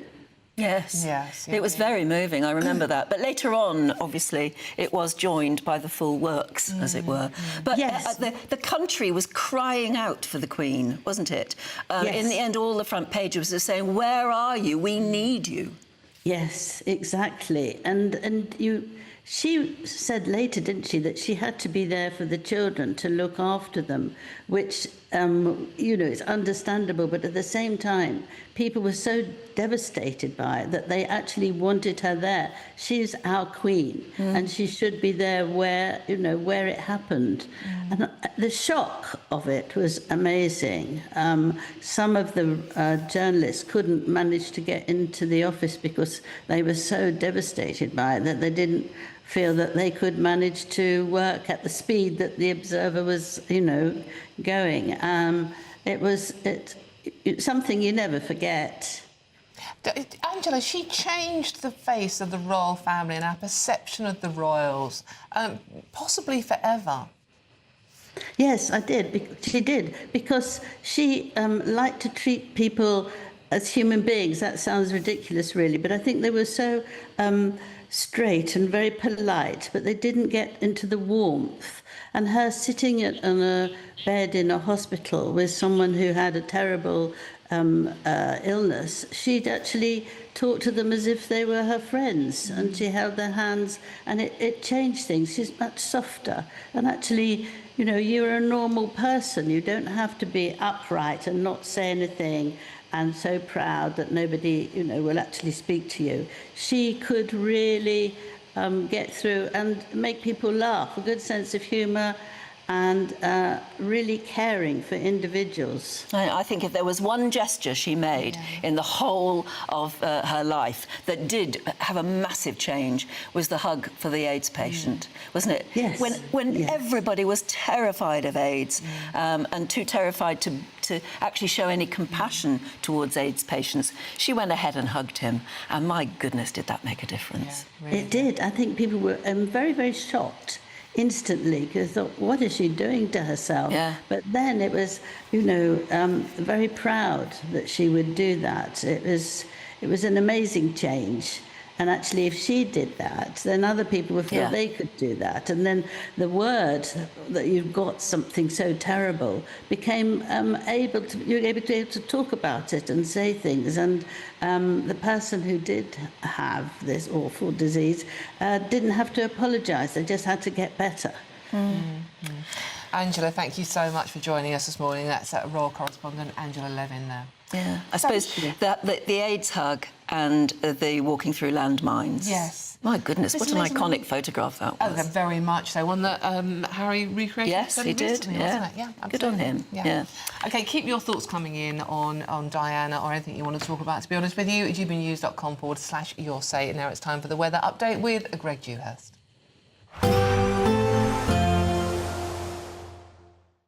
Expect warm spells with the odd rude interruption.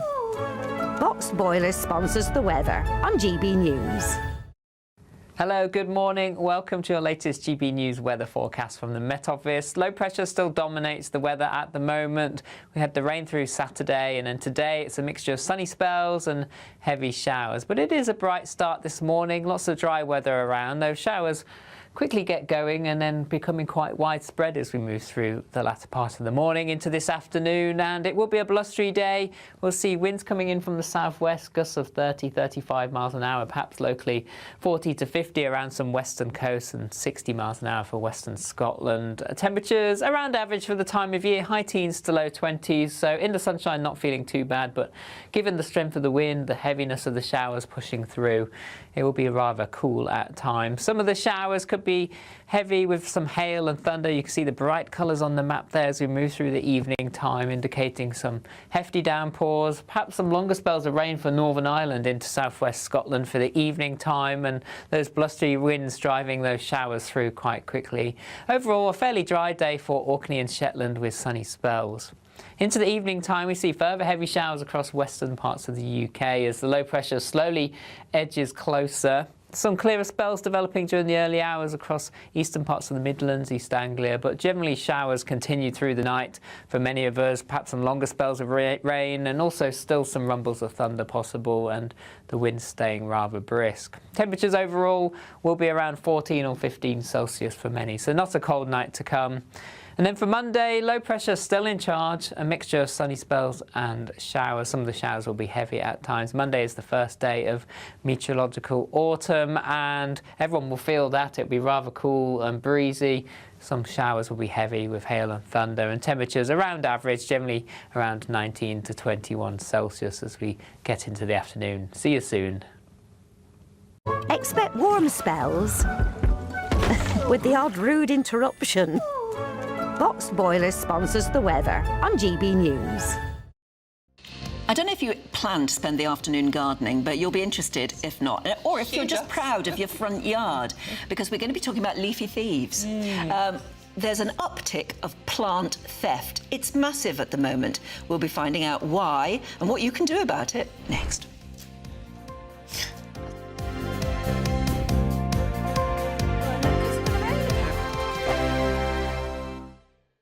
At GB News, we love to hear from you, our loyal community.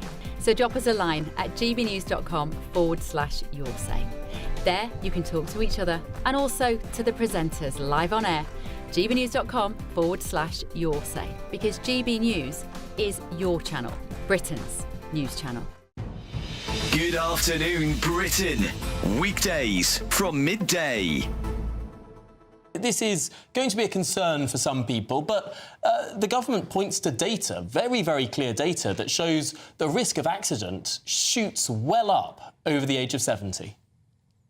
Good afternoon. Yes, I've had a look at that data today as well, and you're right, it shows that while accidents involving young people, serious accidents, have gone down in recent years, those involving older people have actually gone up a little bit. And I think the problem at the moment is we don't really know why that is and what's behind that. But if you look at what is published, the statistics and the views of the police, it doesn't actually suggest that problems with people's eyes are the main contributor. So it may or may not be a good idea to have a mandatory eye test for motorists. Actually, we'd probably say not just for older people, but for everybody. but it's not clear that that would really impact on very significantly on the number of accidents. I think the reason 70 may have been chosen is because that's the age at which you have to renew your driving licence. But is that the right age? Should that be 75? As you say, in a way, you know, ageing is changing over time, and a lot of people are very fit and well at 70 and at 75. So I think it does run the risk of looking ageist to just be suggesting that it's people over 70 who should have an eye test, because, of course, we can develop eye problems at any time in our lives.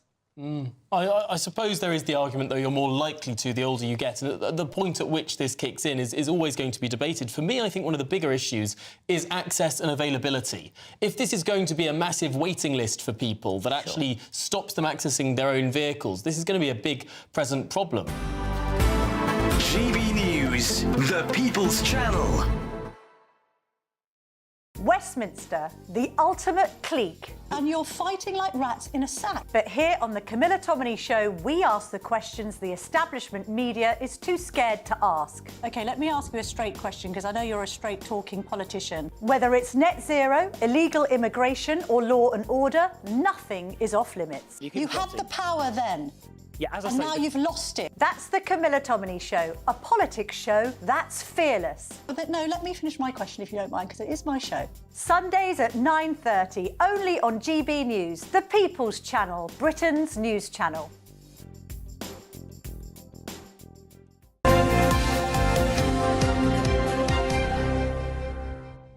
7:27. Now, there has been an absolute upsurge in thefts from gardens, particularly front gardens that go up front onto the road or something like that. We're sitting in the garden there, and how lovely is that? People love to have those, like, twin trees either side of their front door or something like that. If they're in a pot, they're really easy to steal. Apparently, 2/3 of keen gardeners are reporting stolen trees, shrubs and flowers, and a survey found that 67% of people have fallen victim to this. People walking past, coming back at night, and plant napping.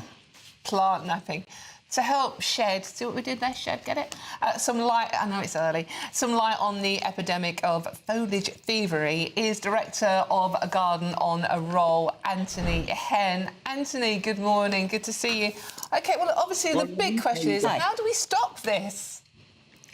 Well, I mean, to be honest, in our garden centre here, there's an upsurge in general thieving we've got to be very careful of. In the gardens, it's really tricky. I mean, we've got lots of people are complaining. Somebody bought one of these behind me. See that thing there? No. What's that? It's a tree of some sort? No. It's a dinosaur. A whatty? The dinosaur. Oh, yes, I see it. There's a dinosaur behind you, Anthony. They bought a T-Rex from us, and it went missing a week later. Oh, my so they goodness. Bought one more. I mean, it's ridiculous. So, yeah, as you say, Anne, things in pots, especially high-value items, like Japanese maples and topiary, like box and clipped, either pyramids or ball, anything that's evergreen and looks expensive. We've had a problem. Friends of ours have had a problem. I mean, it is definitely the more expensive items, and a lot of items in a garden centre, like things like the dwarf pine, which I'll show you in a little pines and topiary and Japanese maples are kind of targets for this kind of thing. I think actually the reason the upsurge in this is because of car boot sales. I think people can sell these items in car boot sales quite easily. They're not really policed properly, and I've been to a couple myself, and I'm thinking, you know, I'm looking at these plants, I'm thinking that ace is worth £200. They're selling at £50. That doesn't feel right to me. So it's tricky. What I have tried to do myself is, if you use like wire, okay, I don't know if you can see that. Yes. Just a roll of wire. If you can tie that around the base of your topiary trees, around the pot, and then screw that down to the ground, so it makes it more difficult for people who might be trying to take the plant. So I think as long as it's not easy, if there's suddenly a problem, they can't. People want to do it quickly and they want to be off. So as long as you can make that more difficult for them, I think that is the key. Yes, apparently the police have shown their CCTV footage, I think, which they've got off people's doorbells, doorbell cameras, where people come during the day and they look and they think that would be easy to take because all you'd have to do is take the pot and the plant, and they come back at night to do it. So I suppose, if you can, maybe what would you suggest? Planting the tree in the ground instead of having it in an easy-to-take pot? Absolutely. I think if you can plant things, it's much more difficult, especially if they've been in the ground for a few months or a few weeks. The roots are going to get in. It's hard to pull out. So also things are quite dry as well at the moment, and they're lighter. So if you can make them heavier in any way by watering them regularly. But I think topiary in front of your house, in front of a busy road, if they're expensive, I know it sounds crazy, but you're either going to have to literally bolt them down, or you're going to put them in the back garden where people can't reach them. I mean, it's a tricky one. Brenda had quite an expensive tree taken, and from there on, he did replace the trees, but he actually had them anchored down. I think he'd even concreted the pot, or the edges of the pot, into the ground so that it couldn't be easily taken. What about planting? You've got to be careful with that, though, with drainage, because if you concrete something down, the water can't get through. So there's lots of little tricks which we're learning and we're advising people on what to do. What about Anthony? Anthony, what about planting very prickly plants near them? Nice idea, but if you're trying to make something look nice with, a topiary ball will look a bit odd if you've got a big pyracantha planted nearby. Or I guess the more topiary and more ornamental plants could be trimmed. The thorny plants like berberis and pyracantha could then be trained into balls. So I think that might happen eventually, where the actual topiary are actually plants that are normally grown in a different way, that are trimmed into a ball or a pyramid. So, I mean, it is a tricky one. I think it's making things more difficult for people, making it, less of an easy pick, really. And planting things in the ground is going to solve things, or somehow wire them round so it's not too obvious, but when it's difficult to pull, people will stop doing it or will run off. They'll go to your next-door neighbour instead, won't they? Yeah. Anthony, thank you so much for joining us this morning. It's Anthony Henn of A Garden on a Roll Garden Centre. So, what are people? Why? It is a form of burglary, annoying. Isn't it? It's like burglary. There's no respect for anyone in this country anymore. It's that. I mean, we just don't have any respect for anything or anyone. Really annoying. Because if you've had half your garden nicked, let us know at gbnews.com/your say. OK, let's talk about football. We're slightly safer talking about football. Liverpool are playing the title rivals Arsenal at Anfield today, with both teams aiming to get an advantage over the other early in the season. Aidan McGee has all the details on that one next. This is GB News Breakfast with Anne and Dawn.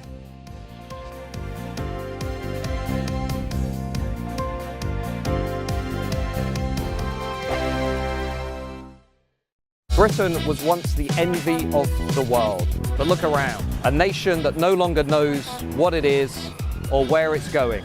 A country that's broken. How do we fix Britain? How do we bring it back? Friday night with Matt Goodwin at 8 p.m. only on GB News. You want to know what's really going on in the corridors of power? Labour don't know what to do with you half the time, and that makes you quite lethal in the chamber. Get behind the headlines with Chopper's Political Podcast. Join me, Christopher Hope, as I sit down with the great and the good of British politics. We'll see where this ruling takes us. These are the stories shaping our nation.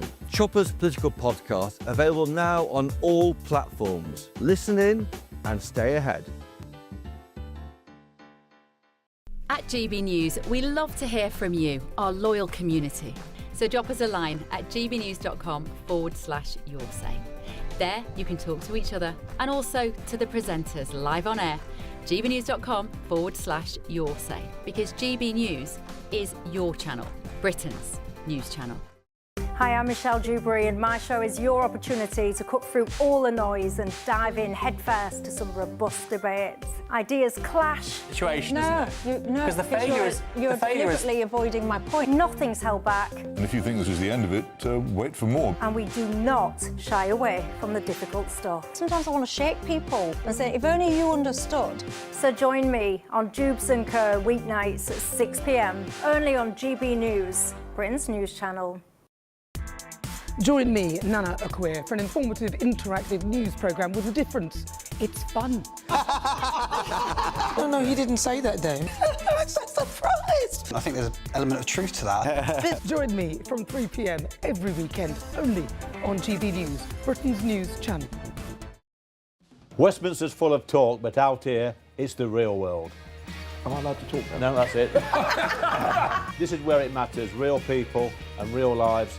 That's what politics is all about. In fact, has Trump made a good start? No. Straight answers, no spin, and just a couple of pints. How many fingers have I got up? About 10. So join me for Lee Anderson's Real World every Friday at 7 p.m. only on GB News.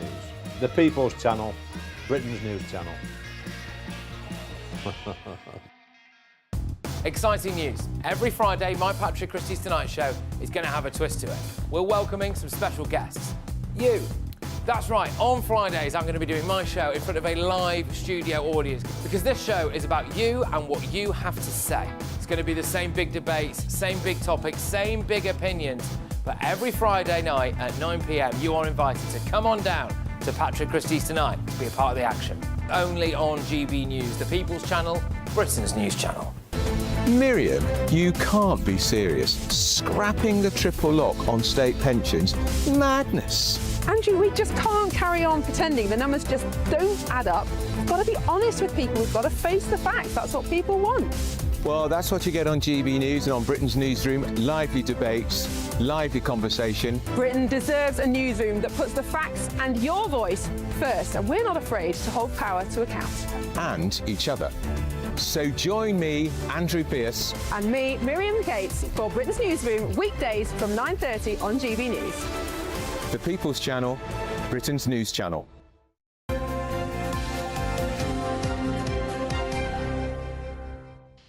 Somebody was saying, why was there a giant T-Rex at that garden centre? Well, there wasn't. It was Nick's. Actually, they obviously had another one because they got that one back. They just keep growing them, I expect. Why won't? Well, you have anything at garden centres nowadays. But you were impressed by my knowledge of the only plant I know. Which was the pyracantha. He mentioned it. Yeah, and he mentioned it, absolutely. Well done, well done. I do know slightly about sport, though, and a little bit about football, but not quite as much as Aidan McGee, who is now here to tell us everything sport. Catch us up with the football that we need to know. Yeah, just quickly, because we poured over the VAR stuff last hour, didn't we? But there's some good stuff played yesterday. I want to touch on Bournemouth because they lost a lot of players in the summer and everyone was predicting doom for them. They went to Tottenham yesterday, who were in red-hot form, and they recorded a 1-0 win. Well done to them. It just seems, Anne, that they can shift these players off. They can sell them to Liverpool and Real Madrid, as they did over the summer, and yet they'll say there's more where they came from. Bring the new guys in. They're doing something right, aren't they? Exactly, and they're arguably the smallest club in the Premier League, and yet they are 2 wins out of 3. They would have been expected to lose that first game at Liverpool as well, which they lost 4-2. Made a good fist of it as well.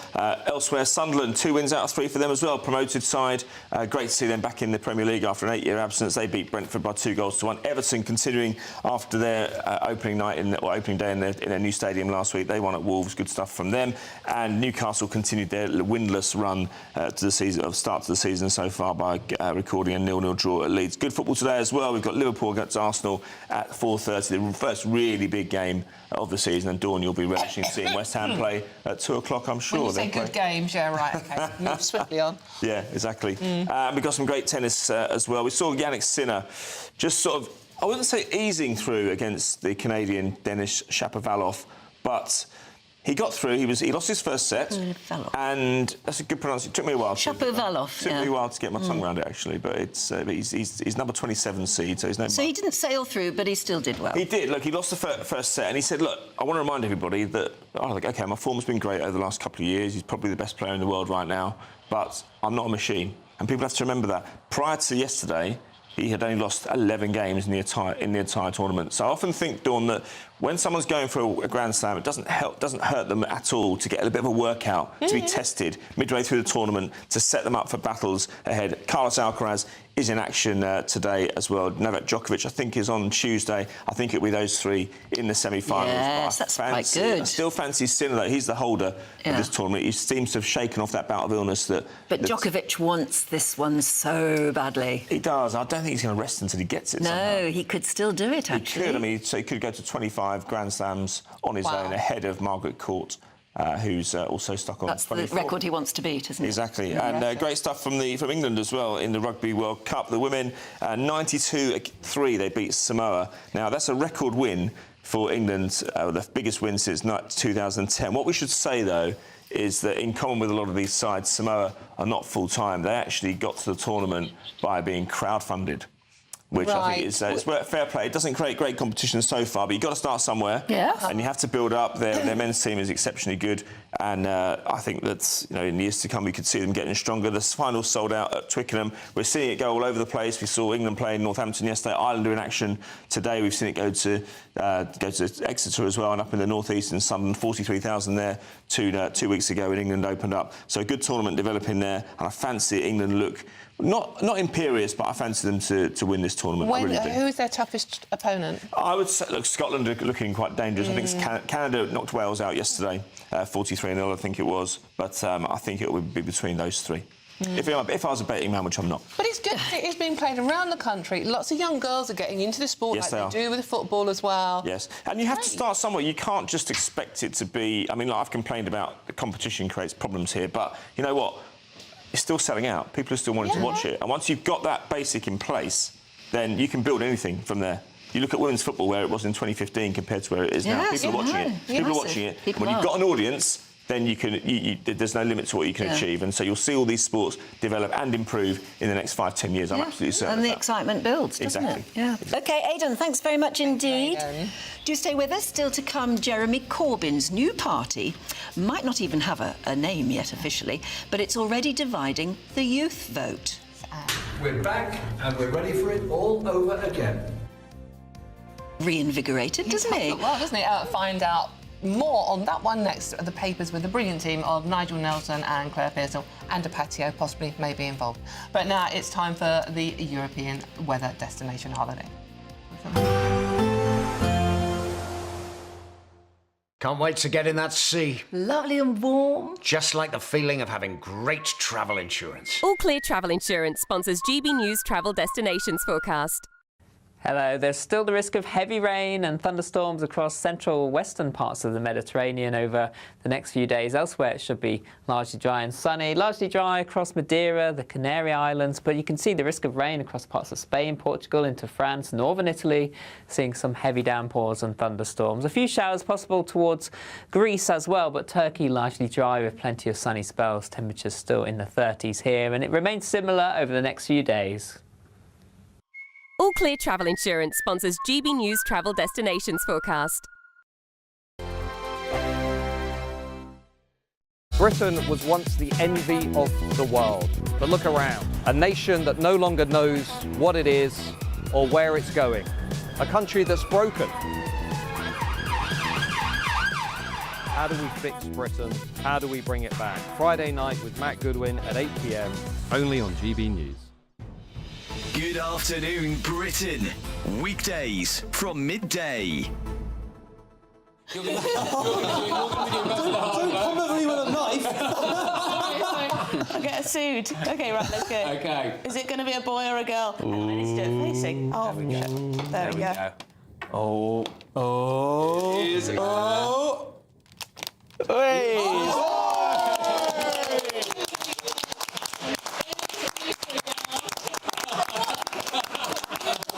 Oh. Not another young Patrick. Emily and Patrick. It's going to be another Patrick. I just wanted to give you a little token of something. Now that you got the gender wrong. Look, who was to know? Who was to know? You kept the secret well. It's just to rip through the paper. It's just a very little thing for the little baby. It's gosh, a lot of wrapping paper. Yeah, it's to make it look bigger than it actually is. It's somewhere. Come on. No, it's there somewhere. There you go. Oh, brilliant. It's a little. What is this? GB baby. Get a little smell. The archetypal GB baby. I'm sure. You do treat me, Tom. I'm sure your son will have a show at about 6 months old. It's just absolutely inevitable. Well, there you go. We can make the GBBs sweet. That's very sweet of you. Thank you, Tom. I'm going to miss you. I'm going to miss all you guys, actually. Yeah. I really hope you don't stay away for too long, and I hope you're going to be coming back in whatever shape or form sort of throughout the process. You have me back. You'll speak to me down the line. I think we're going to zoom in and see you sort of, you know, from your maternity bed. Well, there was a conversation about doing some kind of 24, what is it, one born every minute? 24 hours a minute. Yeah, well, I think we vetoed that, but we could get Cameron Walker outside the limit. GB News, the People's Channel. At GB News, we love to hear from you, our loyal community. So drop us a line at gbnews.com/yoursay. There you can talk to each other and also to the presenters live on air. gbnews.com/yoursay, because GB News is your channel, Britain's news channel. Join me, Nana Akweer, for an informative, interactive news programme with a difference. It's fun. No, he didn't say that, though. I'm so surprised. I think there's an element of truth to that. Join me from 3 p.m. every weekend, only on GB News, Britain's news channel.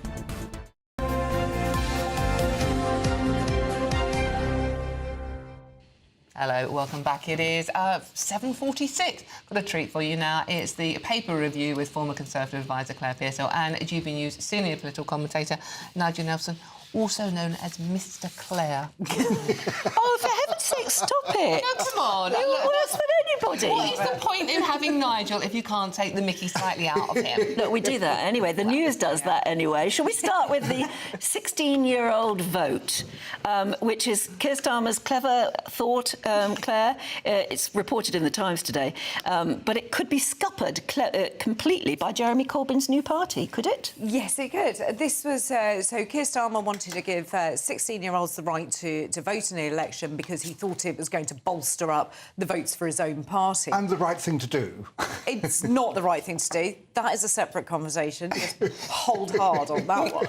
Ooh. Interestingly, the polling had said that 16 and 17-year-olds, depending on gender, are more likely to vote for Jeremy Corbyn's little start-up, Your Party, whatever we're calling it next, and not vote for Labour. Interestingly, also, is the biggest losers would be the Green Party, who would see their vote share amongst the young go down from 14% to just 6%.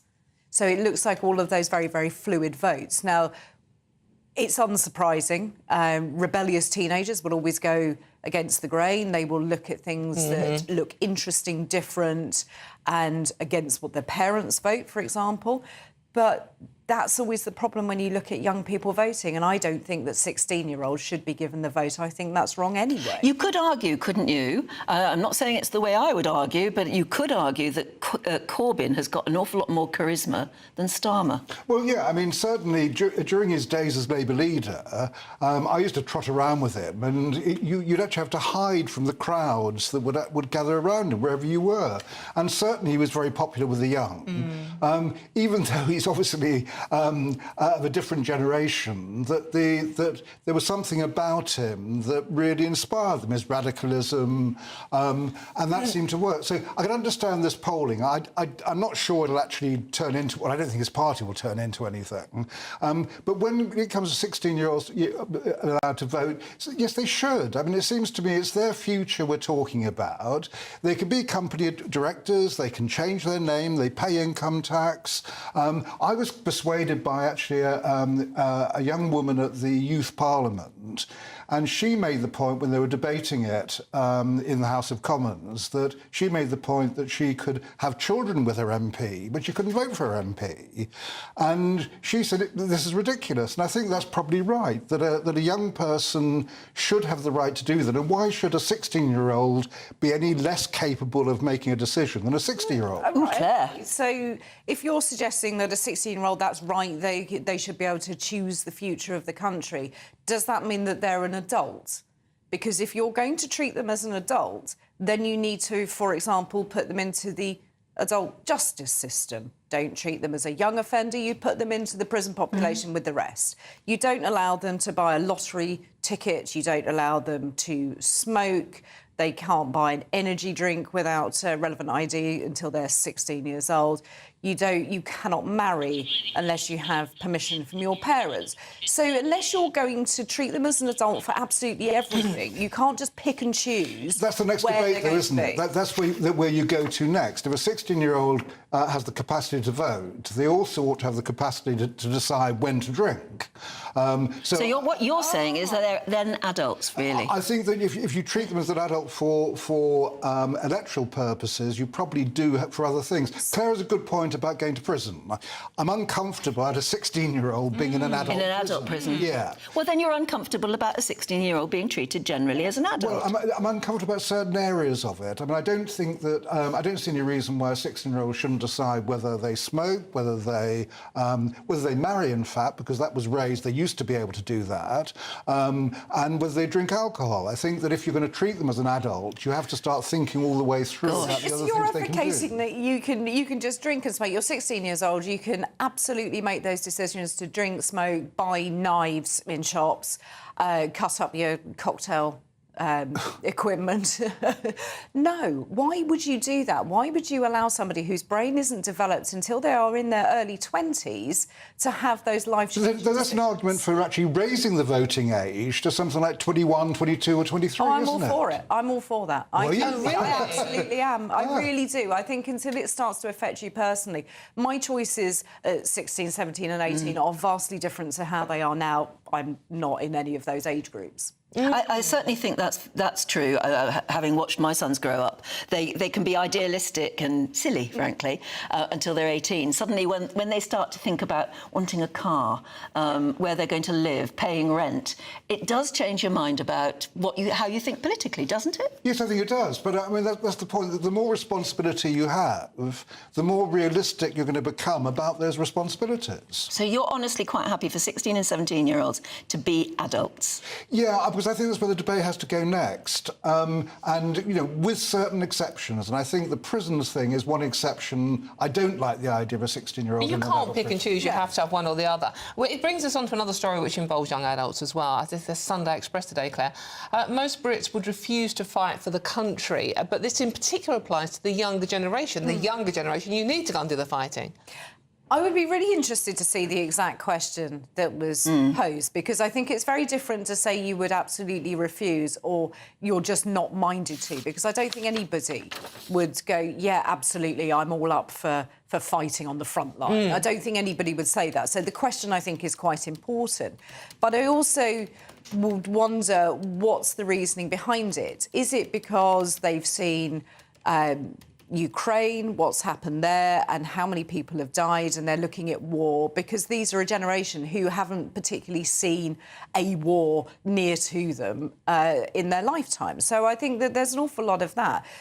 How do we look after our veterans? Every Remembrance Sunday, we are reminded of the sacrifice people have given, and what do we do for the veterans in our country? Do we look after them in the right way? And they're concerned, are they going to be looked after? But if the Russians were landed at Dover and were marching up the A2, we would go and defend the country against them. I appreciate I'm hardly going to the front line. Dad's army. Granddad's army. Granddad's army. Great-granddad's army, even. Yeah. There was a survey. There was a survey done shortly before the Second World War. I think it was just in maybe one university or something, but it was very damning that overwhelmingly they said no, they would not, and yet they did, ultimately, when it came to the crunch. And I think that's it. If it comes to the crunch, and if you did see, for example, around the M25, you had Russian tanks, so I think people would be there because you're looking to protect your family and your friends at the same time. It's not the government of the country. Claire and Nigel will see you next hour, but now it's time for the weather with Greg Dewhurst.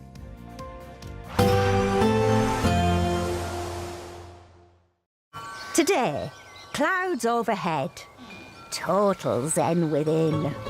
Boxed Solar sponsors the weather on GB News. Hello, good morning. Welcome to your latest GB News weather forecast from the Met Office. Low pressure still dominates the weather at the moment. We had the rain through Saturday, and then today it's a mixture of sunny spells and heavy showers. But it is a bright start this morning. Lots of dry weather around. Those showers quickly get going and then becoming quite widespread as we move through the latter part of the morning into this afternoon, and it will be a blustery day. We'll see winds coming in from the southwest, gusts of 30-35 miles an hour, perhaps locally 40 to 50 around some western coasts, and 60 miles an hour for western Scotland. Temperatures around average for the time of year, high teens to low 20s, so in the sunshine not feeling too bad, but given the strength of the wind, the heaviness of the showers pushing through, it will be rather cool at times. Some of the showers could be heavy with some hail and thunder. You can see the bright colours on the map there as we move through the evening time, indicating some hefty downpours, perhaps some longer spells of rain for Northern Ireland into southwest Scotland for the evening time, and those blustery winds driving those showers through quite quickly. Overall, a fairly dry day for Orkney and Shetland with sunny spells. Into the evening time, we see further heavy showers across western parts of the UK as the low pressure slowly edges closer. Some clearer spells developing during the early hours across eastern parts of the Midlands, East Anglia, but generally showers continue through the night for many of us, perhaps some longer spells of rain and also still some rumbles of thunder possible, and the wind staying rather brisk. Temperatures overall will be around 14 or 15 Celsius for many, so not a cold night to come. And then for Monday, low pressure still in charge, a mixture of sunny spells and showers. Some of the showers will be heavy at times. Monday is the first day of meteorological autumn, and everyone will feel that. It'll be rather cool and breezy. Some showers will be heavy with hail and thunder, and temperatures around average, generally around 19 to 21 Celsius as we get into the afternoon. See you soon. Today, clouds overhead, total zen within. Box Solar sponsors the weather on GB News. It's our biggest Great British giveaway to date. You could be driving away with this brand new Benamar Primera motorhome. This 4-berth home from home comes complete with integrated kitchen and bathroom areas and has all of the tech you'd expect from the latest 2025 model. We'll also give you an incredible £30,000 in tax-free cash to make sure that any adventures you take in your new motorhome are taken in style. For a chance to win, text WIN to 63225. One entry costs £2.50 plus one standard network rate message, or text BONUS to 63225. 5 entries cost £5 plus one standard network rate message. Go to gbnews.com/win. Entries start at £2.50. Call 0903 686 3232. Calls cost £2.50 plus your network access charge. Or post your name and number to GB16 PO Box 8690 Derby DE1 9TT. UK only. Entrance must be 18 or over. Lines close at 4 p.m. on the 31st of October. Please check the closing time if listening or watching on demand. Westminster's full of talk, but out here, it's the real world. Am I allowed to talk then? No, that's it. This is where it matters, real people and real lives. That's what politics is all about. In fact, has Trump made a good start? No. Straight answers, no spin, and just a couple of pints. How many fingers have I got up? About 10. So join me for Lee Anderson's Real World every Friday at 7 p.m. only on GB News. The People's Channel, Britain's news channel.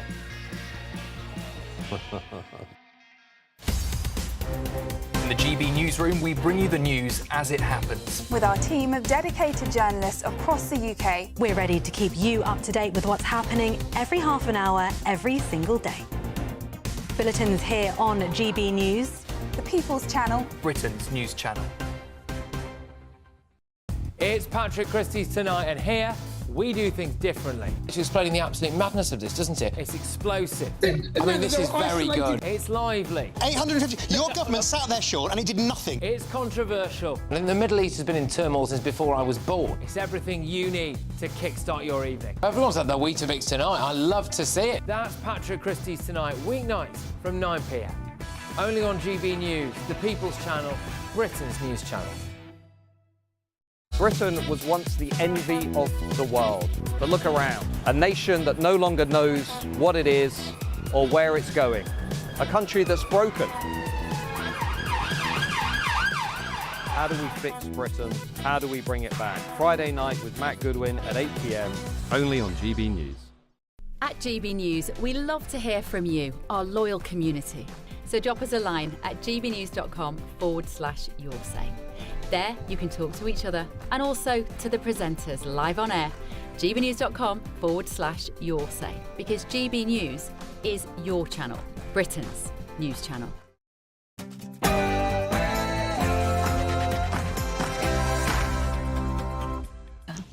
Good morning. Uproar over the use of hotels to house asylum seekers has now reached fever pitch. Yeah, indeed. Multiple arrests are made after reports masked men attempted to storm a London hotel.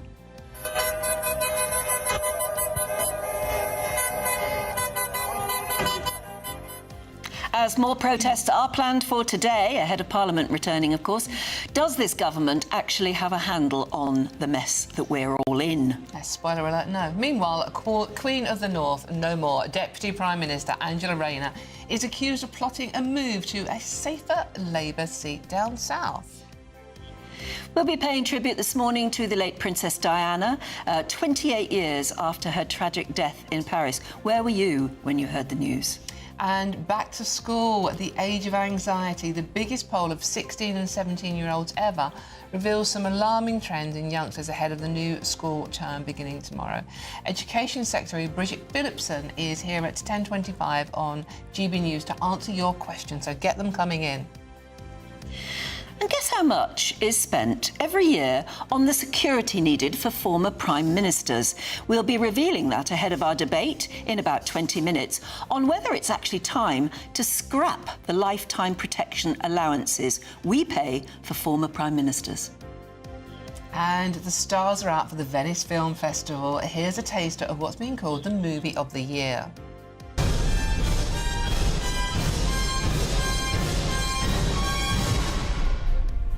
It all starts with something magnificent.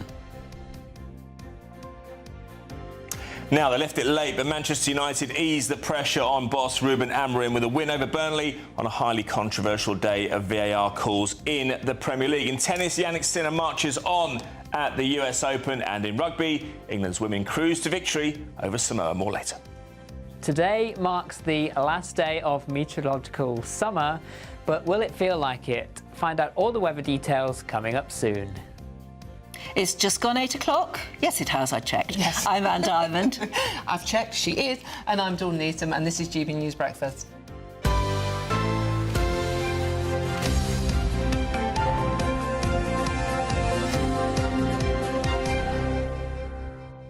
Talking of movies and things like that at the Venice Film Festival, have you seen the new television adaptation of the book written by Richard Osman, Yeah, The Thursday Murder Club? It has a stellar cast.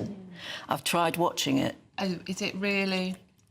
What do you think? I don't know. Have you tried watching it? Maybe it's filmed in a way that it doesn't appeal to me, but it's just awful. But it's got some great. I mean, it's got Helen Mirren. I know. It's Brosnan in it. I mean, it's got some great cast, and it's set in an old folks' home. Yeah. And they solve cold case murders basically. Yeah. That's the plot line, which sounds like in theory quite good, and it's good publicity for Have people. you seen it? No, I haven't actually. No.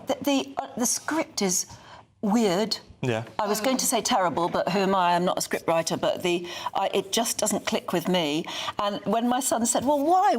How would you describe it? And I said, it's a bit like watching Mamma Mia without the music. Oh, gosh. Well, I mean, I love Mamma Mia, but I mean, the music... but would you watch it without the music? The music is the thing. I was going to watch that tonight. Well, I mean, no, give it a go, because it may be me, but I couldn't not... No, just a lot of cinemas now showing old films. Yeah. Back from 20, 30 years ago. My sister-in-law is going to see Jaws at the IMAX next week. Jaws is brilliant. I want to see that. At the IMAX? Yeah, so it's a bit different kind of visual effects and sound and what have you. It probably, looking back, it probably looked quite Spartan compared to what we remember at the time. No, it's not. It's still good. Is it? Yeah, It frightened me, that I think it is one of the classic films of all time, Jaws, I must admit. But a lot Spielberg, of those films... was it? Sorry, Spielberg, yeah. It was his really first big mega. Yeah. He'd done a few up till then, but nothing as mega as Jaws. Nobody could believe it. Didn't realise I was showing it at the IMAX, which if you don't have an IMAX near you, it's a huge screen where it really gives, you've got the surround sound and everything. When they do courses on script writing, the Jaws script is one of the ones they use as an example of how to write brilliant screenplay. Yeah, and it is good. You can download it free off the internet, the whole script, and it's fascinating to watch how it goes. Absolutely brilliant. Sounds better than watching the Thursday Murder. Well, I may be wrong. It may be me. It just didn't. But I found it. I just can't think of the word except that it's Mamma Mia without the music. But that seems to sum it up, right? OK, let's get on to the main stories of the day, shall we? 5 people have been arrested during protests outside a hotel housing migrants in West London. Police say the group were wearing masks and attempted to enter the Crowne Plaza Hotel and damage the security hoarding. Further action, of course, is, I'm afraid, expected across the country today. And that was all coming after the court ruling where the Home Office won its appeal to keep almost 140 migrants in at the Bell Hotel in Epping. Elsewhere in politics, the Angela Rayner saga, because that's what it's becoming, continues as the Mail on Sunday leads with an exclusive on after the Deputy PM avoided a £40,000 stamp duty bill. Well, joining us to discuss that and all other politics, political commentator Jennifer Powers. Jennifer, what do you think about this?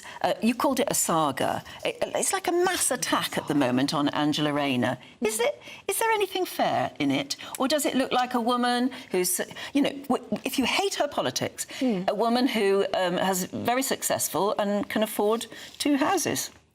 Well, most MPs do have 2 houses, one in their constituency and one in or near London.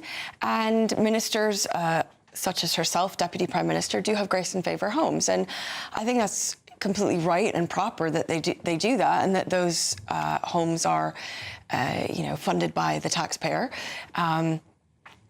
It doesn't give a good look. She's technically done nothing wrong, and I think that the revelations this morning that she might be looking for a safer seat, hence buying the flat in Hove, are just so juicy. I have to admit, it didn't occur to me when I first read the story that she was looking to do a chicken run from Ashton. There's no evidence. There's no, but it's such an intriguing storyline that she might be at, because the polls tell the story of her being one of the cabinet ministers that would lose their seat if Reform continues to poll as well as they do.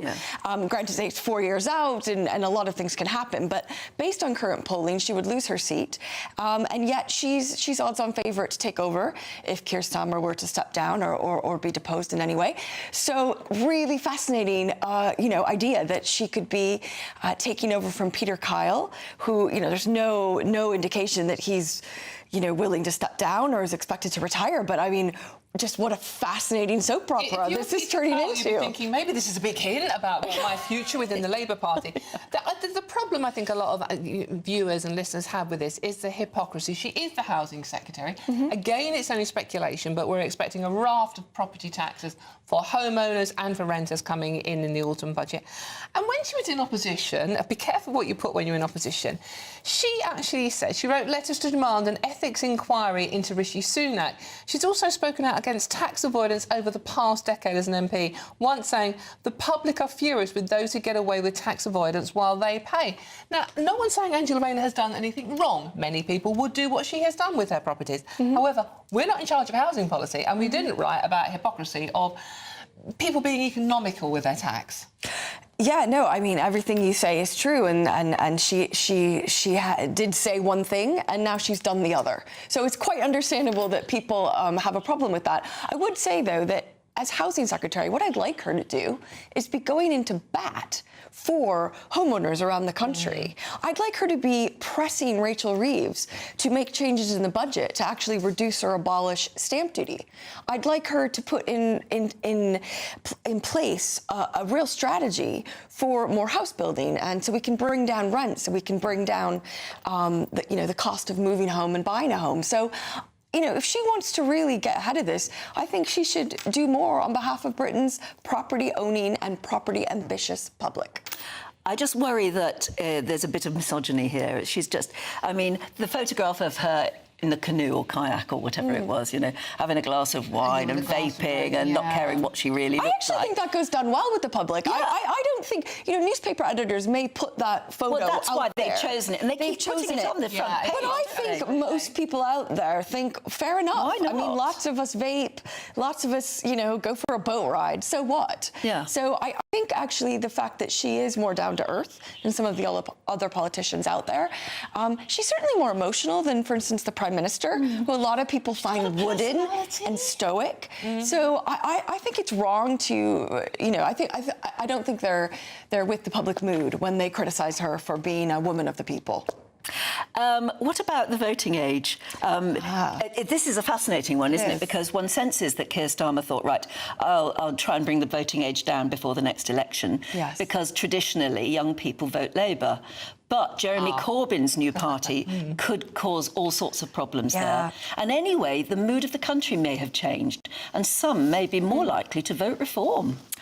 I think this is really indicative of Keir Starmer's premiership, actually, because it's opportunism over principles a lot of the time. And here you have a Labour government who thought, oh, aren't we being clever? We're going to bring forward legislation.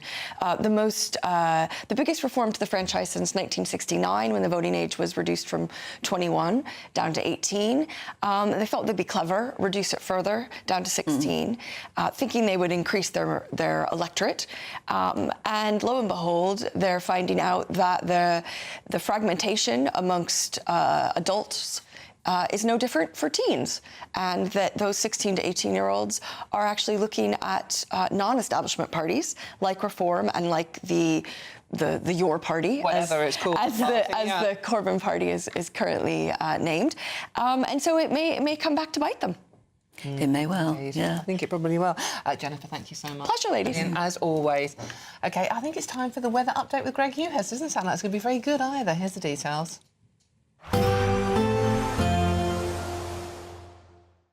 Expect warm spells with the odd rude interruption.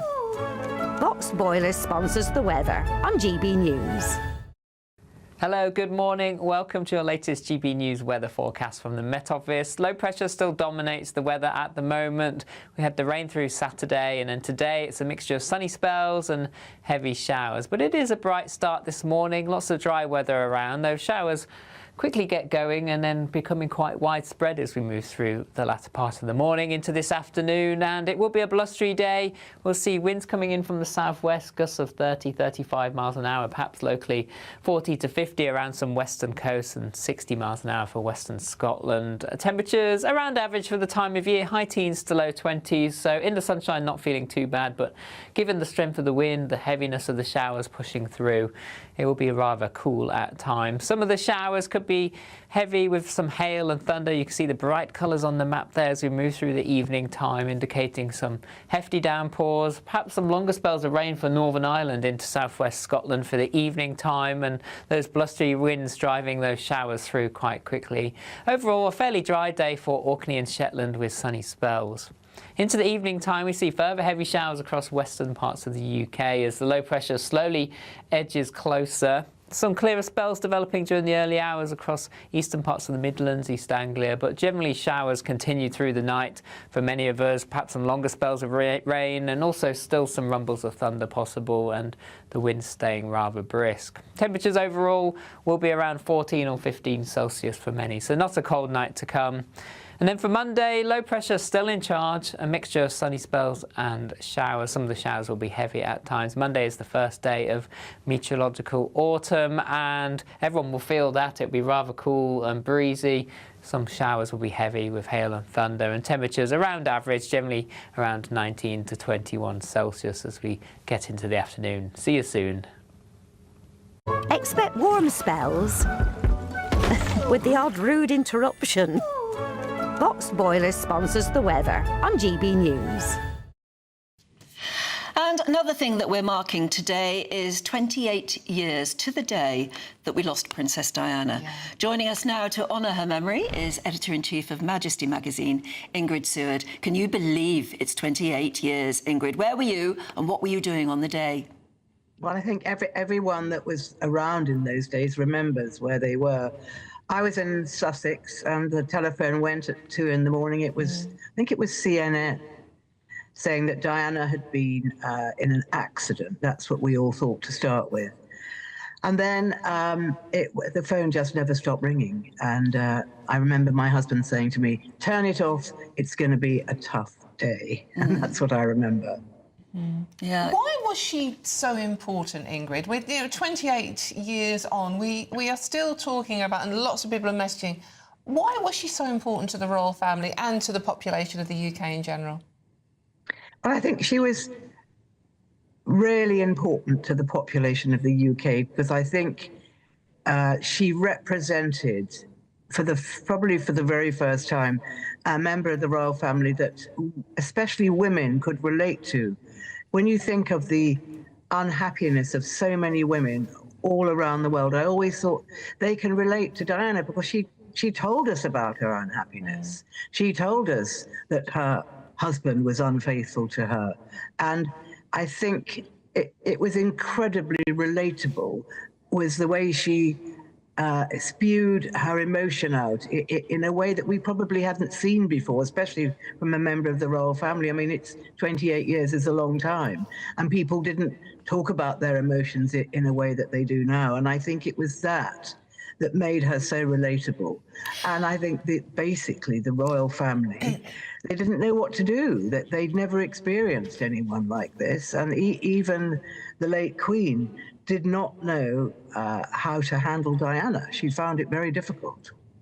Yeah, when you look back now, 28 years later, a lot of, I mean, there were cynics at the time who said this is an absolutely hysterical response to, you know, a woman they didn't know. Why was there this outpouring of open grief? You know, everybody was hysterical. That's what the cynics said at the time. When you look back now, do you think they had a point? Or those of us who were severely affected, maybe we were the only ones who realised what an enormous event it was? I think people saw Diana as their friend.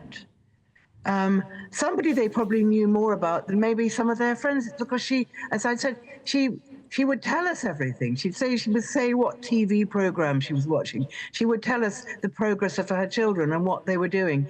And we could see that she was unhappy and lonely. So when she died in this tragic way, it just didn't seem possible. People couldn't grasp the fact that this gorgeous girl was killed in a Paris underpass with her Egyptian lover. It just didn't seem to work.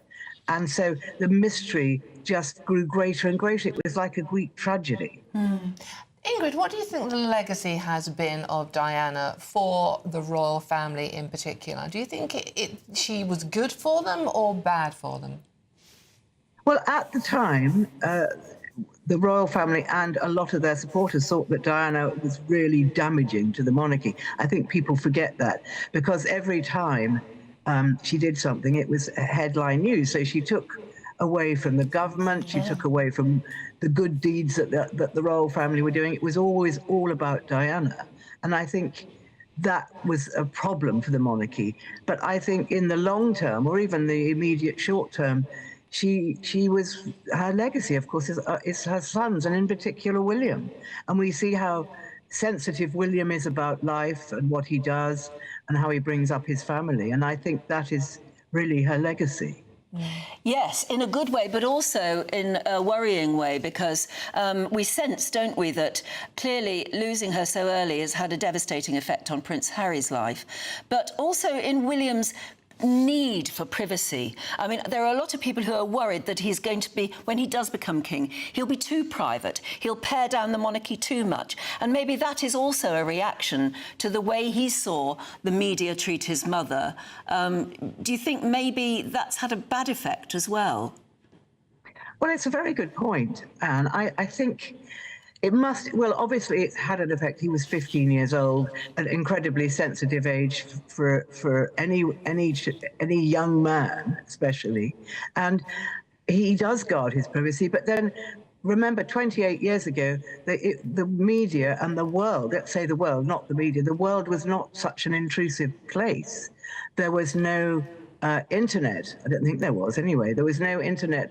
There was certainly none of this social media, which is so incredibly unkind and damaging. So I think William is being protected because of the times in which he and his children lived.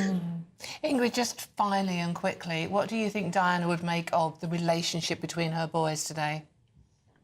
I think Diana would be really sad, because she always thought her boys would have each other. Whatever happened to them, they would absolutely have each other. I mean, of course, you know, they weren't as close as everyone thought they were, because boys always fight. But I think she would be very saddened by the situation, and whether or not she could do anything about it, we'll never know. But I suspect she might have been able to. Yeah, one hopes so, in a way. Ingrid, yeah. thank you very much. Lovely to talk to you, Ingrid. Thank you very much indeed. Great to talk to you. Thank you. Bye. Bye. And obviously, do keep your messages coming in. Let us know what you think about this story, or your memories of Diana, and you know the horrors of that time, and what difference it has made. gbnews.com/your say. Right, it's 8:19. Let's have a look at some of the other stories coming into the newsroom this morning. Yeah, Conservative leader Kemi Badenoch has said her party will prioritise extracting oil and gas from the North Sea if elected. Badenoch is expected to formally announce a policy this coming week while visiting Aberdeen. Earlier in the year, Reform UK made a similar promise to focus on fossil fuel extraction. An exclusive GB News investigation has revealed that women with ovarian cancer are being failed by a postcode lottery in accessing treatments. Separate analysis shows the crisis goes even further, with 1 in 3 cancer patients forced to wait longer than 2 months to start life-saving treatment. You can read that exclusive report in full on our website, gbnews.com. And tomorrow is back to school day for millions of students. The Education Secretary, Bridget Phillipson, is pledging to do more to up attendance records and decrease instances of bad behaviour in the classroom. The Secretary will be joining Andrew Pearce here on GB News at 10:25 this morning. Don't want to miss it. Get your questions coming into it right now. So yeah, be sure to send those questions in. He's also going to have Richard Tice on from Reform indeed, UK. yeah. It's quite. We'll tell you a bit more exactly what's going to be in Andrew's programme. He's doing Camilla Tominey's programme a bit later on. Right.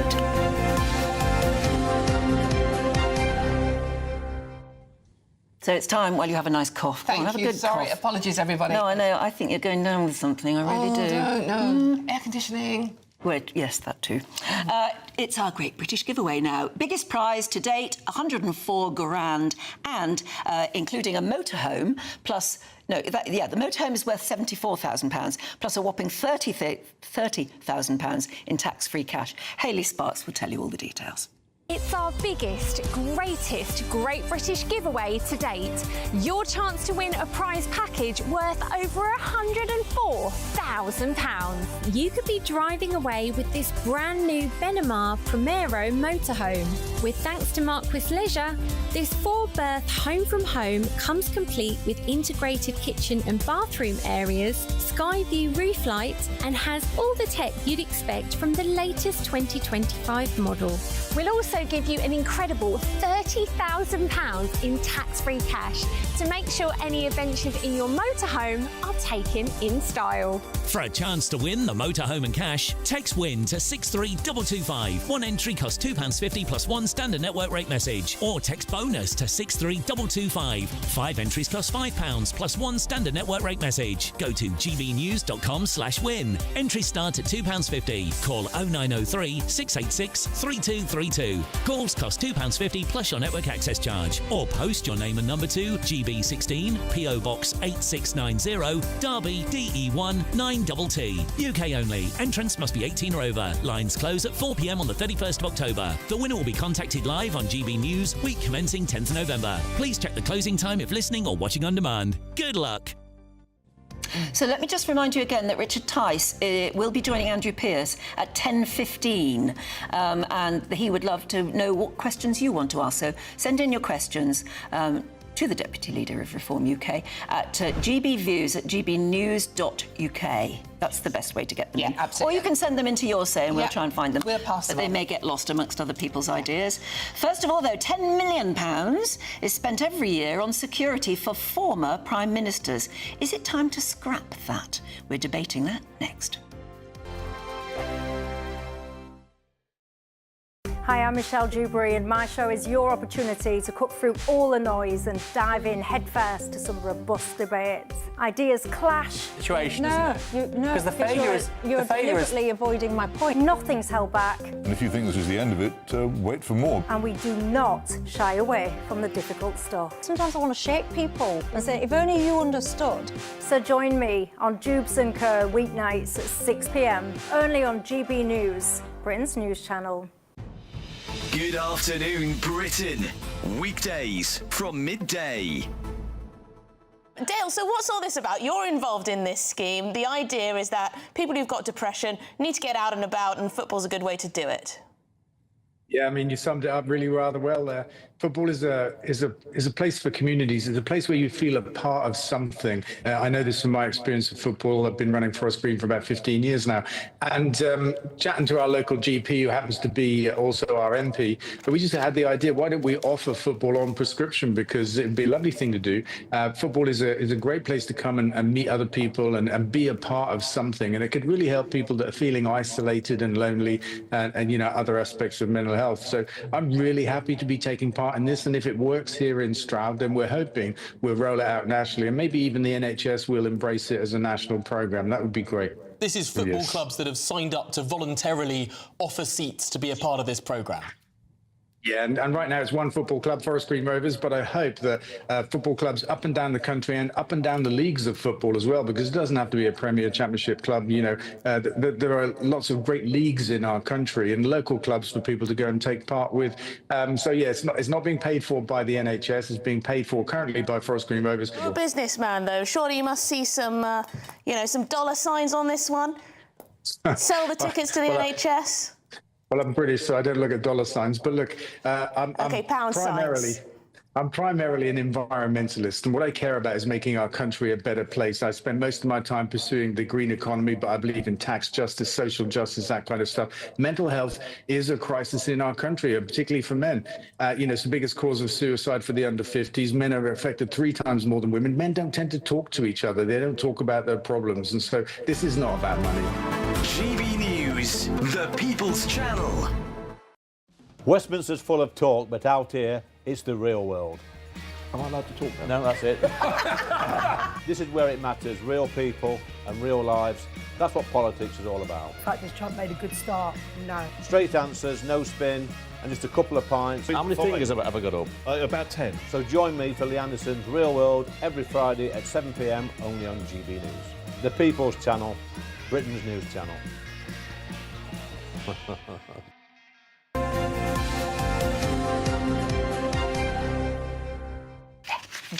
Welcome back. You're watching and listening to Breakfast with Anne and Dawn, and it is coming up to 8:27.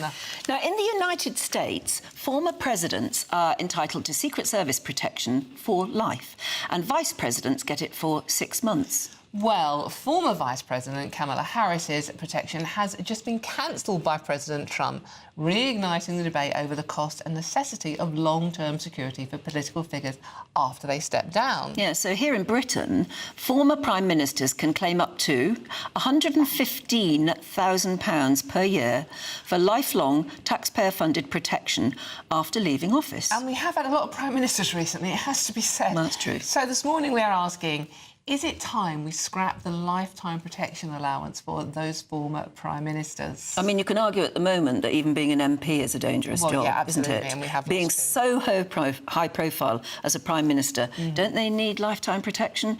We're joined now by former Conservative MP Neil Parish and broadcaster and journalist Mike Parry. OK, Mike Parry, let's start with you. Do they deserve lifetime protection? Oh, yes, they absolutely do. One thing I can reveal to you is that until the day she died, Mrs. Thatcher was at the top of the provisional IRA revenge list and could have been killed on any day after she left Downing Street. That was only revealed after she left office. When you think of the madmen running around the world now, of course we've got to protect former prime ministers. Do you not think that at some stage Putin must have been very upset at the support that Boris Johnson was showing to the Ukraine, sending arms to the Ukraine and really showing worldwide public support? In a similar vein, do you not think there might be somebody now in Libya who's a little bit aggrieved about David Cameron having smashed that country up, or even in Iraq, because Tony Blair decided to be the second most powerful man in the world and join the Americans by invading that country? It's a perilous world, and we've got to protect those who lead us, because if we don't, we won't attract good people to the office. And Neil, that's a fair point. It's an incredibly volatile world we're living in at the moment. Surely we have to provide protection to former Prime Ministers. There needs to be protection, but does it need to be this sort of blanket protection? Does it need to be necessarily at this level for all prime ministers? Also, if you've only been in office a very short time, should you have full access, to the full payment? And I want former prime ministers to be protected, but I think, if you start down the road that we are all under danger, then there are many high-profile, not only politicians, but others in the country that also need protection. So I think it's very much about the police and the our security services, along, with a funding, to look at the levels of protection needed for individual ex-prime ministers. And I think that would be a much better way of doing it than just a blanket one. Usually from 17 until 24, we had 4 prime ministers. I mean, I don't think the system was necessarily set up to expect to have so many. And I accept they are very high profile, but I think when they leave office, then I think you'll find that that profile drops quite rapidly in politics. And I think just a general review, I don't want to leave ex-prime ministers without protection, but I think a general review of how we do it would be a really good idea, rather than just saying, let's do it. Because should we have, high-profile cabinet ministers, ex-Northern Ireland ministers, all of these people, they have protection for a certain while, but then it drops, you see. And I think perhaps that's something we need to look at when it comes to prime ministers. Yeah, it would be difficult, though, Mike Parry, wouldn't it, to judge everybody on the merit of what sort of danger they may be in at any one time? Well, as Neil knows, there's a committee called RAVIC. That's Royals and Very Important People, and it's a branch of the Metropolitan Police.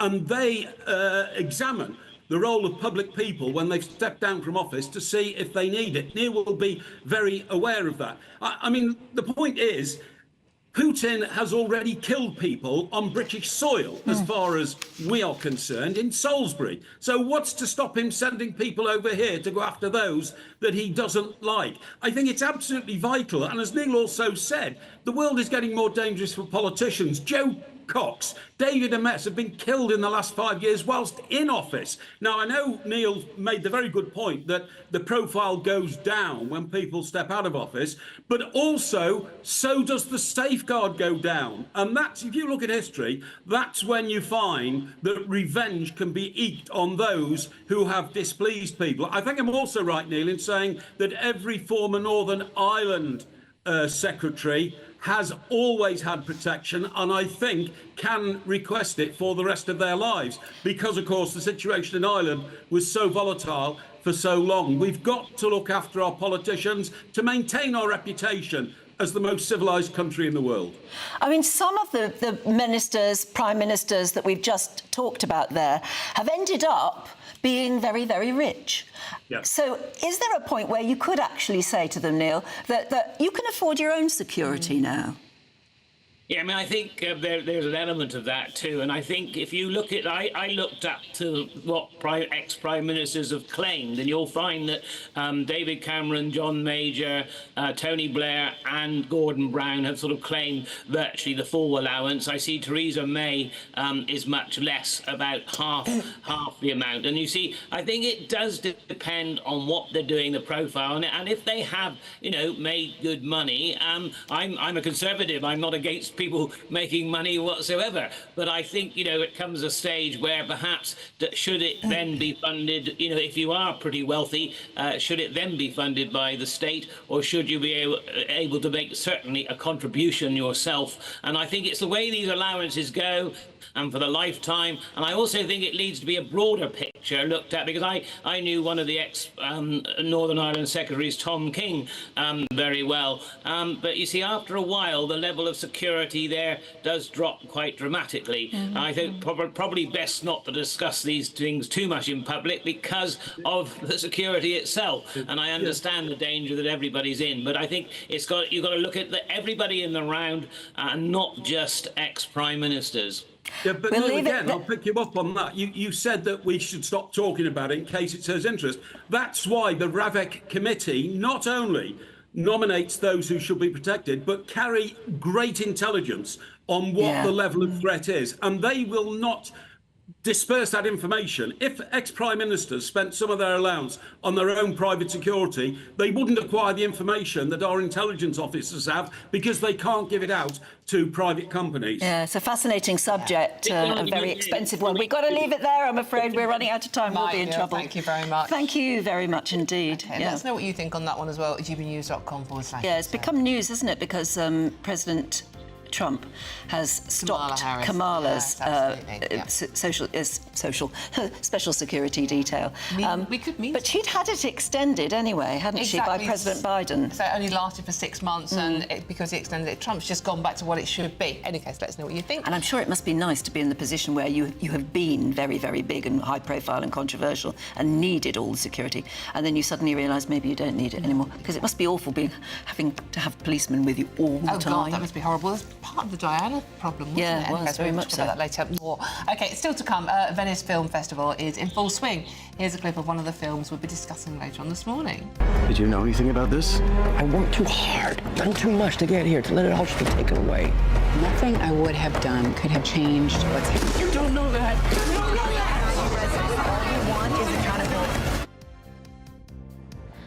I don't feel comfortable having this conversation with you anymore. Not everything is supposed to make you comfortable. Well, it looks intriguing, doesn't it? But first, Liverpool are playing title rivals Arsenal at Anfield today, with both teams aiming to get an advantage over the other early in the season. That's up next. It's GB News Breakfast with Anne and Dawn.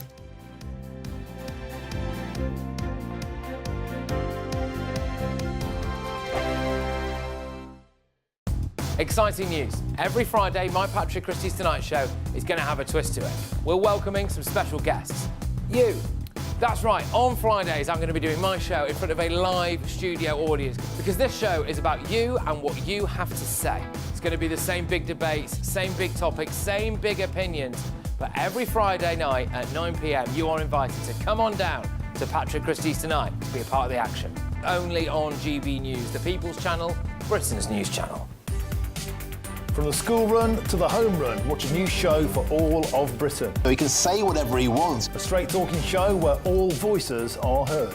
And, you know, when are we going to stop talking about smashing the gangs and actually do it? With the stories that matter from every part of our country. There's a bit of a crash landing there for your Chancellor. Bold, fearless and standing up for you. That's me, Martin Daubney, 3 p.m. till 6 p.m, weekdays, here only on GB News. The People's Channel, Britain's news channel. Westminster's full of talk, but out here, it's the real world. Am I allowed to talk now? No, that's it. This is where it matters, real people and real lives. That's what politics is all about. The fact that Trump made a good start, no. Straight answers, no spin, and just a couple of pints. How many fingers have I got up? About 10. So join me for Lee Anderson's Real World every Friday at 7 p.m, only on GB News. The People's Channel, Britain's news channel.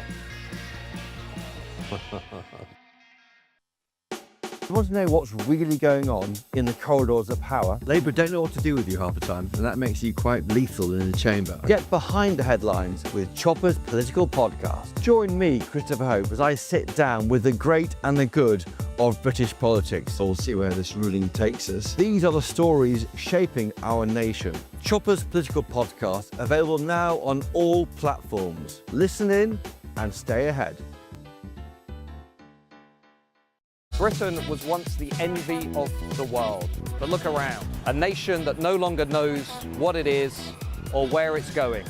A country that's broken. How do we fix Britain? How do we bring it back? Friday night with Matt Goodwin at 8 p.m, only on GB News. At GB News, we love to hear from you, our loyal community. So drop us a line at gbnews.com/yoursay. There, you can talk to each other and also to the presenters live on air. gbnews.com/yoursay, because GB News is your channel, Britain's news channel. Join me, Nana Akweer, for an informative, interactive news programme with a difference. It's fun. No, he didn't say that, Dave. I'm so surprised. I think there's an element of truth to that. Join me from 3 p.m. every weekend, only on GB News, Britain's news channel. Miriam, you can't be serious. Scrapping the triple lock on state pensions? Madness. Angie, we just can't carry on pretending. The numbers just don't add up. We've got to be honest with people. We've got to face the facts. That's what people want. Well, that's what you get on GB News and on Britain's Newsroom. Lively debates, lively conversation. Britain deserves a newsroom that puts the facts and your voice first, and we're not afraid to hold power to account. And each other. So join me, Andrew Pearce. And me, Miriam Cates, for Britain's Newsroom, weekdays from 9:30 on GB News. The People's Channel, Britain's news channel.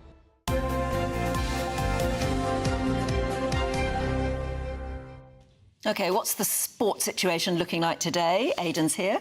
Big game ahead today, the first really big game of the season. Yes, we saw United against Arsenal on the opening day of the season, but they're not fancied to be, well, United aren't fancied to be among the front runners this season. Liverpool v Arsenal today at Anfield. Another tough trip for Arsenal. We'll hear from the Liverpool manager in just a few moments from now, but these two are fancied to be the front runners, notwithstanding a push from possibly Manchester City, who are also quite fancied over the course of the summer, and Chelsea as well. But Arsenal hardly ever win this game. They haven't won it since 2012. And if they're going to win this today, or if they're going to win this title, and they're going to have to win games like this, they're going to have to go to their rivals and they're going to have to take points off them. That's just how it works. So this is Arne Slot, the Liverpool manager, talking about the threat that Arsenal provide today and how equipped his team is to deal with it.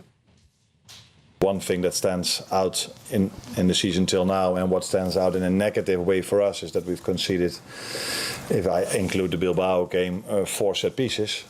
And of course, as we all know, that's one of their strengths, not the strength, but one of their strengths, because they can play in multiple ways. You can see how well they are managed by Miguel, and they're working for 5 years together because they can play almost every style there is in football.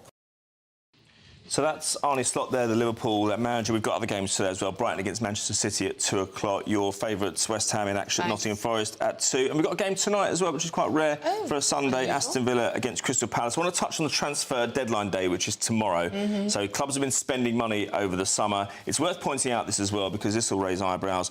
We're currently standing at the totaliser, as we call it, on some chat in my previous job. The aggregate of how much has been spent over the summer. We're currently stood at an eye-watering £2.26 billion. That's £100,000 short of the record set in 2023. We're going to smash through that tomorrow. Go through that, I think we could possibly even get towards £3 billion this summer, which is just insane. If you've been following football like you and I have, Aidan, for centuries, it feels like. Yeah, definitely in my case. Yeah, it just feels like the amount of money now involved is just ludicrous, and there are clubs that will never be able to compete. Well, these clubs are meant to have transfer models which limit the amount they waste. I would argue now there's more waste in buying players, and don't forget, Anne, that's just a transfer fee.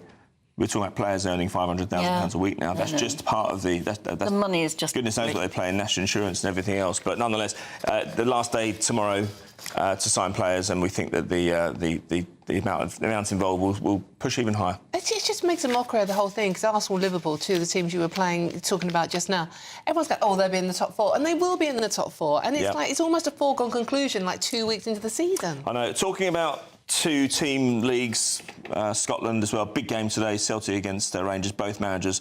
Certainly the Rangers manager, Russell Martin, under pressure. They're out of Europe this week. So would Celtic, but they've made a better start in the league. And again, one of those matches which at the start of the season is going to count for quite a lot. I think if Celtic win today, I think they're going to be out of sight in the title race. And that's sad, because that means they'll have won something like 13 of the last, or 14 of the last 15 titles, and it's not good for competition.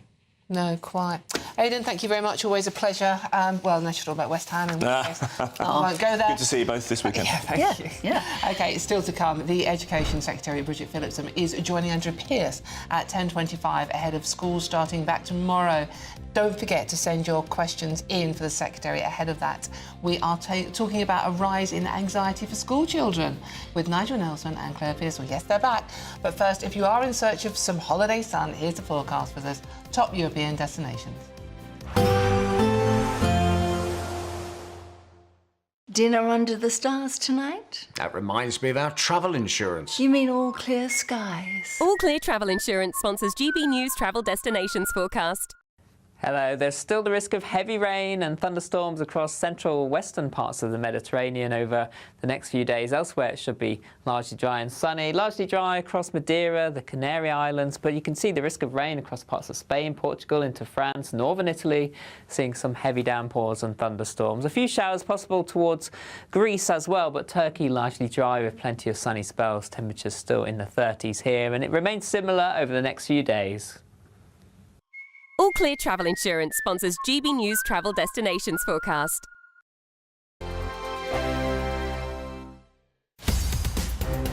the GB Newsroom, we bring you the news as it happens. With our team of dedicated journalists across the UK, we're ready to keep you up to date with what's happening every half an hour, every single day. Bulletins here on GB News, the People's Channel, Britain's news channel. Good afternoon, Britain. Weekdays from midday. Igniting that debate over controversial monuments in our public spaces. Oh, joining us now is historian and broadcaster Rafe Heidelman. Rafe, what do you make of this? Well, the woke Taliban are back again. I thought we had seen the last of them after their insane conduct, after the Black Lives Matter madness. But I'm afraid this is par for the course. You know, Baroness Debonair is a poster child for this nihilistic, this destructive self-loathing that's sweeping the nation right now. And of course, she's symbolic too of the left's long march through the institutions. Here we have again a failed politician and woke ideologue who's now untouchable in the House of Lords and can preach this sort of anti-British ideology free from any consequences.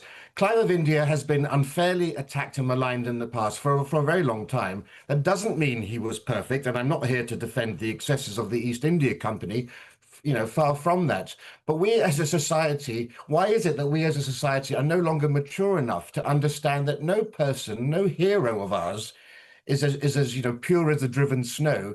And if we erase people from the past, we are also erasing huge sections of our past too. This is a war on our history. When we walk through the streets, when we walk through the public square, we see monuments to the people who made Britain what it is today. Most of that will be good, some of that will be bad, but most of it will be good and sometimes also controversial at the same time. And it's just, this PC desire to delete our past, it's immature, it's undemocratic, and it's Philistine. And why stop at Clive's statue? Where does it end? Why stop at that statue? GB News, the People's Channel. Miriam, you can't be serious. Scrapping the triple lock on state pensions? Madness. Andrew, we just can't carry on pretending. The numbers just don't add up. We've got to be honest with people. We've got to face the facts. That's what people want.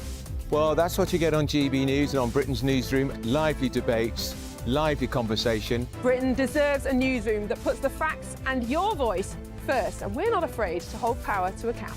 And each other. So join me, Andrew Pearce. And me, Miriam Gates, for Britain's Newsroom, weekdays from 9:30 on GB News. The People's Channel, Britain's news channel.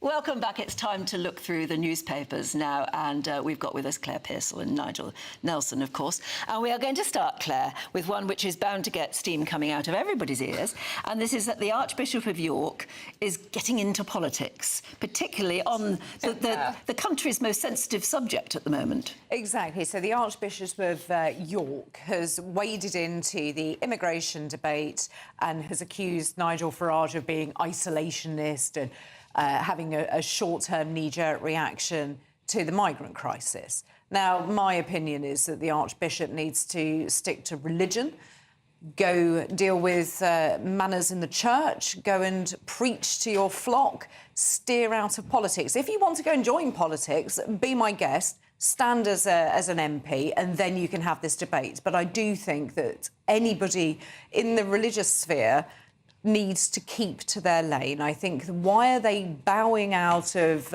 just dealing with church matters, and why are they coming over to politics and having such an opinion, which is going to be out of step for most of the people in his local area? No. No, what you want is the church to actually get involved in politics, because these guys actually are politicians. Because we have whether you agree with the constitutional system in this country or not. Separation of church and state. Well, we haven't got separation of church and state. We need it. We're established. So that means that Stephen Cottrell is a legislator. He sits in the House of Lords alongside 25 other bishops. That's the system we've got. They're parliamentarians. Absolutely, they should get involved in politics. That's what they're there for. So as somebody who is completely unelected, whose mission the whole House of Lords is unelected, is to preach, should stick to that job. Yes, but even if you get past that point and to look at what he's saying, he's basically saying that Nigel Farage is only taking a very short-term interest in this, because he's saying deport everybody, deport illegal migrants. But basically, the Archbishop is saying we should welcome refugees and migrants. He isn't saying that. We should look after them. To which I say, why doesn't he throw the church halls open and the churches open to them? In fairness, he's not saying that. He actually says he sympathises with people who find this whole thing really difficult. And what he's talking about Nigel Farage is that he's looking at the issue in the short term, it's knee-jerk, and what it's not tackling is the actual issue itself.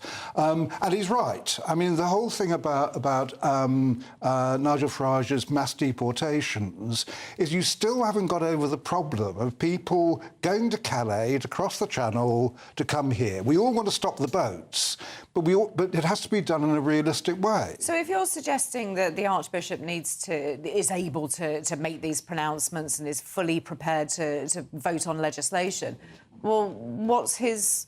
how would he go about dealing with this crisis? Because what you see is an awful lot of finger-pointing at other people and no solutions coming forward. I think I'd have a little bit more respect if perhaps he said, how about looking at it this way, coming up with some suggestions, but he's not. And this is the church who cannot get their own house. Same with the Conservative Party and Reform UK. Neither are coming up with solutions to the problem. I appreciate the government's not doing great at the moment either. But nor is the church. No.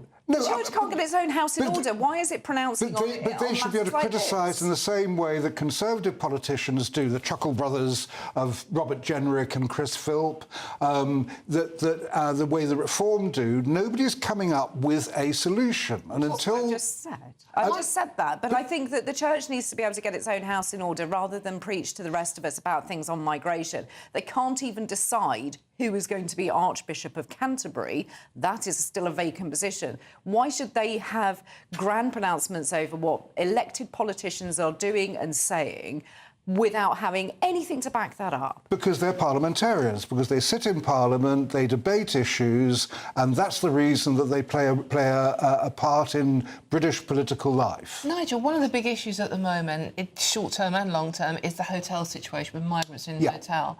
Going back to what Anne alluded to earlier on, the church owns an enormous amount of property. Much of it very much underused at the moment because people are not going to the church anymore as much as they used to.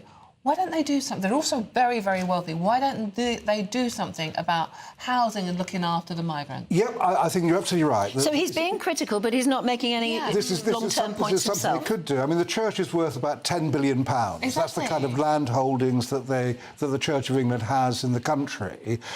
So, yes, I think that it may well be they could provide places for people. I mean, I don't know if they're doing it anyway, but they're certainly not doing it on a big scale. We obviously know, otherwise we wouldn't need all those hotels. Before we love you and lose you, and we run out of time, let's look at, because we've also been telling people we will, the trigger warning at the Royal Opera House. Oh, I love this. Which, of course, affects us all. Yeah. What's going on there? Well, first of all, the thing that everyone's getting upset about is the fact that people being warned about what is called a loud, startling curtain-up bell 10 minutes before you're meant to go into the theatre. So you're meant to finish your drink and get in there. That isn't actually a trigger warning. That is just information for customers. The trigger warnings are on Puccini's Tosca, where they're warning people about murder, sexual assault and torture. Yes, it's quite a fruity drama. I like trigger warnings. I think that they act. You think, oh, this is for me. But exactly. They act as sort of adverts for things coming up. So if a programmer's got it and it says sex, nudity and bad language, hey, yippee. Yeah. So this is what people who go to the Royal Opera House at vast expense, and they're going to a very well-known opera called Tosca. Exactly. They still need to be told that there are murder scenes in it. Well, it's like Shakespeare, isn't it? I mean, you know there's going to be bloodshed. We had one for Dracula the other day. Don't go and see Dracula. It contains images of people being killed. Well, it's Dracula. Oh, what for you expect? What heaven's you're going sake. For, isn't it? So why should you warn people? They know what they're going for. They're paying a huge amount of money for a ticket to go and see an opera. They know what they're getting themselves in for. And the bell has to be loud and startling because it has to get everybody out of the bar. Well, because they're all... Yes, exactly. They're all gossiping. OK, well, that's lovely. Well, we went from the sublime to the ridiculous, or the other way around. Nigel, thank you so much. Lovely to see you. Have a happy Sunday. OK, it's time for the weather.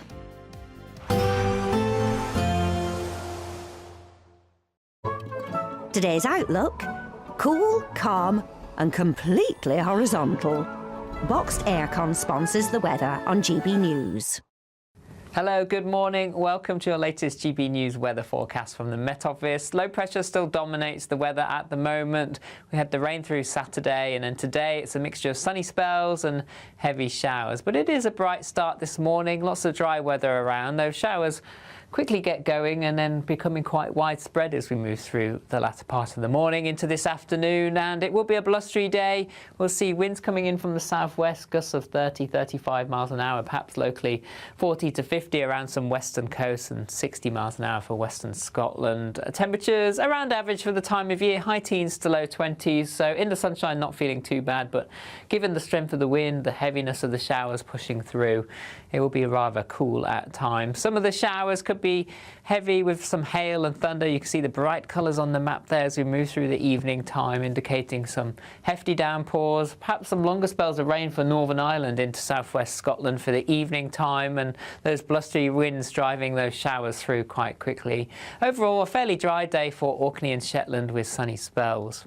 Into the evening time, we see further heavy showers across western parts of the UK as the low pressure slowly edges closer. Some clearer spells developing during the early hours across eastern parts of the Midlands, East Anglia, but generally showers continue through the night for many of us, perhaps some longer spells of rain, and also still some rumbles of thunder possible, and the wind staying rather brisk. Temperatures overall will be around 14 or 15 Celsius for many, so not a cold night to come. And then for Monday, low pressure still in charge, a mixture of sunny spells and showers. Some of the showers will be heavy at times. Monday is the first day of meteorological autumn, and everyone will feel that. It'll be rather cool and breezy. Some showers will be heavy with hail and thunder, and temperatures around average, generally around 19 to 21 Celsius as we get into the afternoon. See you soon. Today's outlook: cool, calm and completely horizontal. Boxed aircon sponsors the weather on GB News. It's our biggest Great British giveaway to date. You could be driving away with this brand new Benamar Primera motorhome. This 4-berth home from home comes complete with integrated kitchen and bathroom areas and has all of the tech you'd expect from the latest 2025 model. We'll also give you an incredible £30,000 in tax-free cash to make sure that any adventures you take in your new motorhome are taken in style. For a chance to win, text WIN to 63225. One entry costs £2.50 plus one standard network rate message, or text BONUS to 63225. 5 entries cost £5 plus one standard network rate message. Go to gbnews.com/win. Entries start at £2.50. Call 0903 686 3232. Calls cost £2.50 plus your network access charge. Or post your name and number to GB16 PO Box 8690 Derby DE1 9TT. UK only. Entrance must be 18 or over. Lines close at 4 p.m. on the 31st of October. Please check the closing time if listening or watching on demand. Good afternoon, Britain. Weekdays from midday. Now, the National Memorial to Queen Elizabeth II will include a new bridge in St James's Park, designed by Norman Foster. Yes, the translucent bridge will be inspired by the tiara the Queen wore on her wedding day. But let's get more now from St James's Park with our royal correspondent, Cameron Walker. Cameron, what's the memorial going to be like? Good afternoon, Tom and Emily. Yes, the wait is finally over. We have the final design from the renowned architect Lord Foster, who famously once criticised the King for his views on architecture. But of course, today it's all about honouring Queen Elizabeth II and her legacy. On that theme, at Marlborough Gate, which is the big gate you see behind me, which overlooks the Mall, that's going to be renamed Queen Elizabeth II Place. And there is, according to the artist impression, going to be a big statue of Queen Elizabeth II riding a horse overlooking the Mall. Of course, incredibly poignant because she had a deep love of all things equine. Incredibly poignant, of course, as well, significant love between Prince Philip and the late Queen.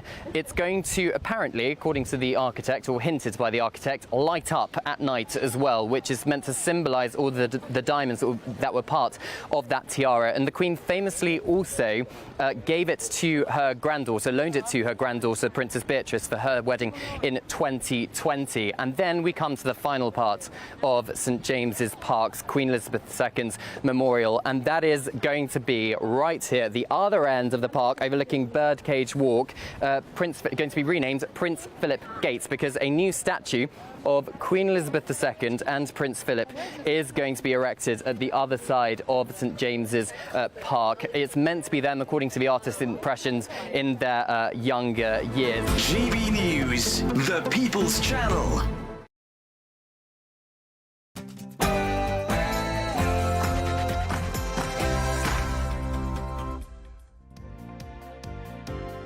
Education Secretary is under pressure to act on chaos in schools. Oh. OK, so the new term starts tomorrow, back to school, eh? But after a poll revealed almost 3/4 of teens are skipping schools thanks to stress, is a new strategy required? Well, Education Secretary Bridget Phillipson is here at 10:25 to answer your questions, so make sure you get them in. You can get them in at gbnews.com/your say, and we will pass them on to Andrew to put to Bridget.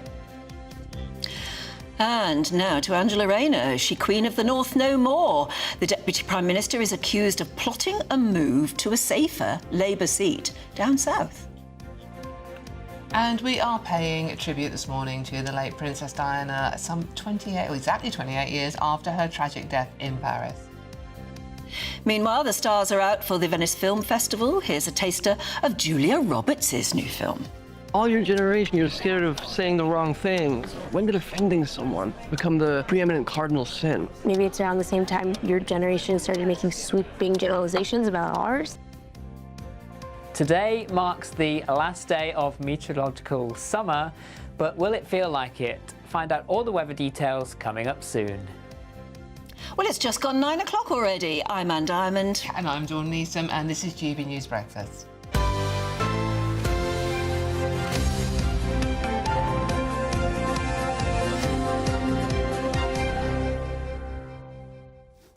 Is summer over, or do you think there will be an Indian summer, what we used to call an Indian summer, which is sort of mid-September-ish? You know, you probably can't say that anymore. You probably get cancelled. No, I was going to say, yeah. The minute I said it, I thought, I wonder if you're allowed to say that anymore. Yeah, but the dog days of summer, as they call it in America, where you get to autumn, early autumn, September time, and you still get a nice little... But how has it got to the end of summer? That can't be it, can it? Really? We really do need some more. With everything else going on, certainly in politics, and that autumn budget to look forward to, which is just after Halloween, I think that's colouring everybody's summer, isn't it? Isn't it? Yeah, absolutely. People who might have been very tempted to splash out on a holiday or something like that are thinking, should we be saving our money? Yeah. But is somebody else going to take it off us? Well, exactly that. I mean, that's the thing. We're thinking, well, this is the story we're talking about a lot today, and we do appreciate that, is Angela Rayner. And the fact that she is Housing Secretary, and all of the do's and don'ts about her having 2 homes and a Grace and Favour home in Admiralty Arch. But she is the Housing Secretary, and this budget is speculated to be hitting you if you own a home, if you rent a home. Certainly if you own a second home. If you're a landlord, if you're a second homeowner, which she quite clearly is. Well, many of us, certainly many youngsters, can't even afford a first home. No, I know. Mm. And she's spoken about this so many times when she was in opposition about second homeowners and how it wasn't a great idea.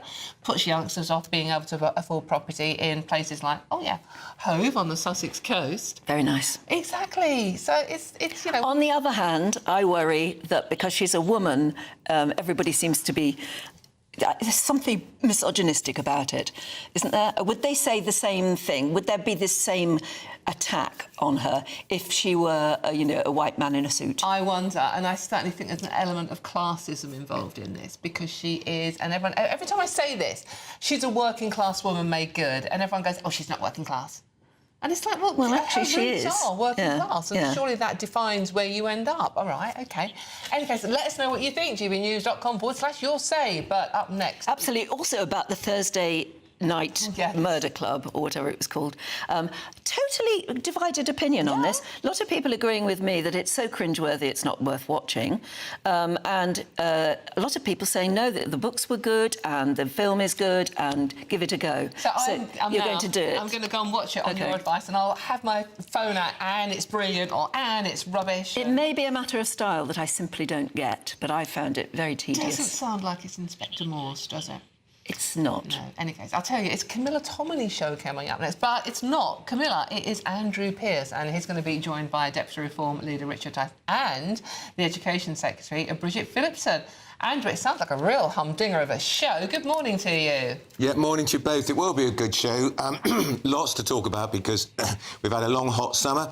Parliament gets back tomorrow and Labour not looking good, are they? Because their poll rating has plummeted even further. So I'll be asking the Secretary of State for Education about has Angela Rayner's travails impacted on the government's popularity? Also, the ongoing row over the small boats, the Epping Hotel. Did the Home Office really think it was politically expedient to put the interests of illegal asylum seekers in an Epping Hotel above the interests of local people? I'll be putting that to her. But also, she wants to talk about why parents have to take more responsibility for children who behave very badly in the classroom, and I'll be talking to her also about why so many teachers are leaving the profession. Richard Tice is coming in too. It's the Reform Conference on Friday in Birmingham. I'm going to be there, of course. I'll be asking what they're hoping to expect. Talking to him also about the big speech Nigel Farage made last week about tackling illegal migration. And, of course, Nigel next week is going to the United States. Big invitation to speak to a congressional committee about whether, excuse me, free speech is under threat in this country. Yeah, I hope your voice lasts out. They promised me they're going to get me some water. Dawn's got the irritating cough as well. Is there something going round? Guess who I got it from? Andrew Pearce. He really did. She really did. Yeah, no, they're going to get me some water. My voice will be fine by then. So it's the first time I've presented this show, so I'm in big shoes because Camilla does such a great job here, but I'm looking forward to it, and we've got some really, really interesting guests. Oh, yeah, you really have, on a day when all of those things are very, very interesting to them, too. So thanks very much, Andrew. OK, Andrew, we'll be watching later. Go and gargle some TCP or whatever you used to do. Horrible stuff to gargle, but there you are. Right, it does do the trick, though. Andrew, looking forward to that. Thank you very much. OK. It's a day that shocked the world 20 years ago. We were waking up to the news that Diana, Princess of Wales, had died following a car crash in Paris. Never forget it. Since then, the world has changed a lot. But one thing that remains the same is Diana's legacy as the people's princess. I guess maybe it's only a generation thing, but I still think of her like that. Yeah. But it is astonishing, we were just saying earlier, that some of the presenters that we work with here don't get it because they don't remember her at all. No, they view her through the prism of what's happening to her sons, which is interesting. It just makes you think about the whole situation differently. Well, joining us now to honour Diana's memory is former royal correspondent Jenny Bond. Good morning, Jenny. Jenny, what were you doing on that day 28 years ago? What are your memories? Very vivid, as both you and Anne was saying. Well, I was here, which is South Devon, which is 200 miles from London, where the studio is. So that was my first problem. I heard in the middle of the night that there'd been the accident. Then there were reports that a blonde woman had been seen getting out of the back of the car somehow and walking away. So I thought maybe it's not that bad. But anyway, long and the short of it is, obviously, I had to get myself to London very rapidly. And through the night, as I was driven up there, I had to get a taxi because I'd been at a drinks party, had to get a taxi all the way to London, and I was listening to the radio and I heard the tone of the BBC coverage change. And I realised then that the newsroom had heard something that I didn't know at that point, and that was that she was dead. The news actually had come over from Southeast Asia via Robin Cook, the Foreign Secretary, who told some journalists there, and thus we discovered the awful truth that she had not walked away. And she died in the hospital a very short time later. Obviously, absolute shock. And I got to London, ran into the studio and started broadcasting and didn't really stop for 7 days. That's right. I mean, it never stopped. And in fact, the emotion grew. The panic of the people asking the Queen to come down to London because the people needed her. It was the most extraordinary week before the funeral, wasn't it? It was an extraordinary week, and looking back on it now, I don't know if you'd agree with me, but I think some kind of mass hysteria took us all over, really. I mean, I couldn't believe, as I sat in the studio talking, that the emotion was as real as was being suggested, really. As a reporter, you need to go out there and feel it, see it for yourself. And so I begged the bosses, they let me out of this studio. I've got to go down to the palace. And I did about 9 o'clock at night. And I got out of the taxi, and the first person who saw me obviously recognised me because I was on telly so much. He burst into tears. And I thought, my gosh, this is real. This is palpable. And then that ocean of flowers began to grow. The smell of those flowers over the subsequent days and the real grief of the people. And then, as you say, a near mutiny, really, because the Queen stayed at Balmoral. And I spoke to the Queen's private secretary in the days after the funeral, and he said, yeah, I was up at Balmoral with her, and we really felt, halfway through the week, about Wednesday, we felt, my gosh, I think we've got things wrong. This is going to be a real crisis if we don't do something about it. And so we saw the Queen come down to the palace on the eve of the funeral, and I was so frightened, really, for her, because I was broadcasting at the time thinking, oh my gosh, are things going to be thrown at her? Is she going to be jeered? But there was this eerie silence that came over the crowd as she inspected the flowers, and she made that broadcast which made it sort of okay. She smoothed those very, very troubled waters. She did a magnificent job. Interesting as well that it's worth remembering that Prince Charles was very worried about walking along behind the carriage, wasn't he? He was, because the emotions were so high, and of course he'd come under a lot of criticism for his role in the marriage breakup, he was really worried, but he did do it, and the boys did do it. I know there's been a lot of controversy about that since, particularly about Harry, but they put on they did the right thing, and I guess we need the royal family to be able to do that. I suppose so. Personally, I still feel that making those young boys, or even asking those young boys to do what they did, walk behind their mother's coffin in full glare of millions, billions of people, was too much. And I think it probably scarred both of them. Perhaps in retrospect, they feel they're glad that they did it and they paid that tribute, but that's one heck of a thing to put young boys through.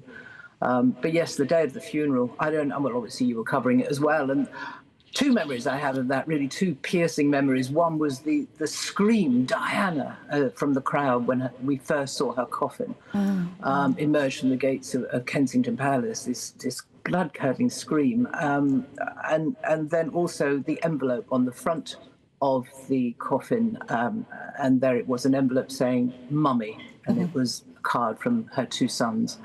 An extraordinary day, which ended an extraordinary week. Yeah. Jenny, thank you very much. That's Royal Correspondent Jenny Bond there. Thank you very much. It's just one of those things that you just never feel. I mean, I covered the funeral, and then watching those boys walk behind that hearse was just horrific. I just lost my dad 2 months beforehand as well, and I was a grown woman, and it's incredibly hard. OK, still to come, Richard Tice is joining Andrew Pearce at 10:15, and be sure to get those questions coming in for the Deputy Leader of Reform UK. First of all, the Venice Film Festival is in full swing. Here's a clip of one of the films, After the Hunt it's called. We'll be discussing it next, because it's going to be the thing to talk about. All your generation, you're scared of saying the wrong things. When did offending someone become the preeminent cardinal sin? Maybe it's around the same time your generation started making sweeping generalizations about ours.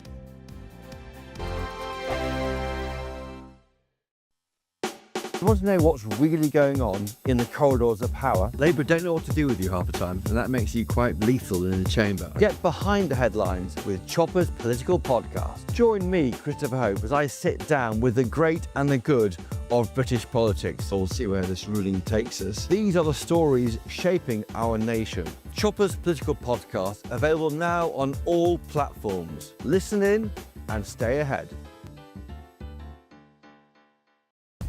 Patrick Christie's Tonight, and here we do things differently. It's explaining the absolute madness of this, doesn't it? It's explosive. I mean, this is very good. It's lively. 850. Your government sat there, Sean, and it did nothing. It's controversial. And the Middle East has been in turmoil since before I was born. It's everything you need to kickstart your evening. Everyone's had their Weetabix tonight. I love to see it. That's Patrick Christie's Tonight, weeknights from 9 p.m. Only on GB News, the People's Channel, Britain's news channel.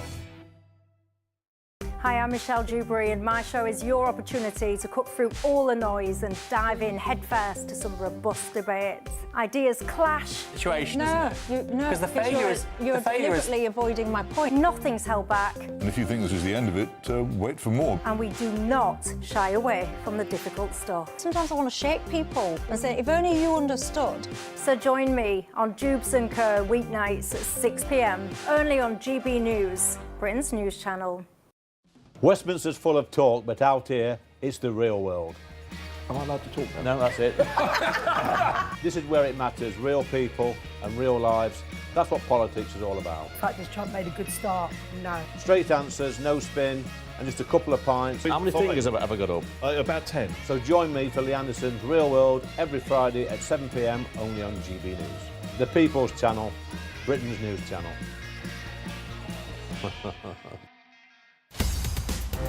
In the GB newsroom, we bring you the news as it happens. With our team of dedicated journalists across the UK, we're ready to keep you up to date with what's happening every half an hour, every single day. Bulletins here on GB News, the People's Channel, Britain's news channel. Miriam, you can't be serious. Scrapping the triple lock on state pensions? Madness. Andrew, we just can't carry on pretending. The numbers just don't add up. We've got to be honest with people. We've got to face the facts. That's what people want. Well, that's what you get on GB News and on Britain's newsroom. Lively debates, lively conversation. Britain deserves a newsroom that puts the facts and your voice first, and we're not afraid to hold power to account. And each other. So join me, Andrew Pearce. And me, Miriam Gates, for Britain's newsroom, weekdays from 9:30 on GB News. The People's Channel, Britain's news channel. Miriam, you can't be serious. Scrapping the triple lock on state pensions? Madness. Andrew, we just can't carry on pretending. The numbers just don't add up. We've got to be honest with people. We've got to face the facts. That's what people want. Well, that's what you get on GB News and on Britain's newsroom. Lively debates, lively conversation. Britain deserves a newsroom that puts the facts and your voice first, and we're not afraid to hold power to account. And each other. So join me, Andrew Pearce. And me, Miriam Gates, for Britain's newsroom, weekdays from 9:30 on GB News. The People's Channel, Britain's news channel.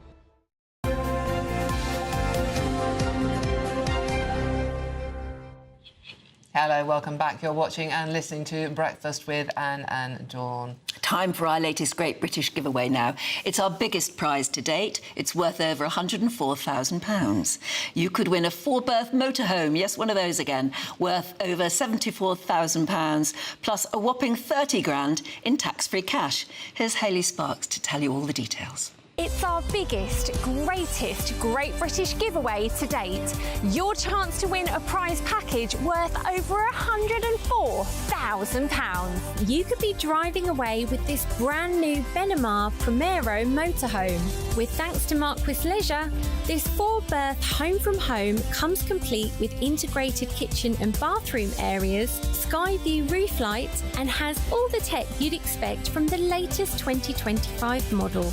We'll also give you an incredible £30,000 in tax-free cash to make sure any adventures in your motorhome are taken in style. For a chance to win the motorhome and cash, text WIN to 63225. One entry costs £2.50 plus one standard network rate message. Or text BONUS to 63225. 5 entries cost £5 plus one standard network rate message. Go to gbnews.com/win. Entries start at £2.50. Call 0903 686 3232. Calls cost £2.50 plus your network access charge. Or post your name and number to GB16 PO Box 8690 Derby DE1 9TT. UK only. Entrance must be 18 or over. Lines close at 4 p.m. on the 31st of October. The winner will be contacted live on GB News, week commencing 10th of November. Please check the closing time if listening or watching on demand. Good luck.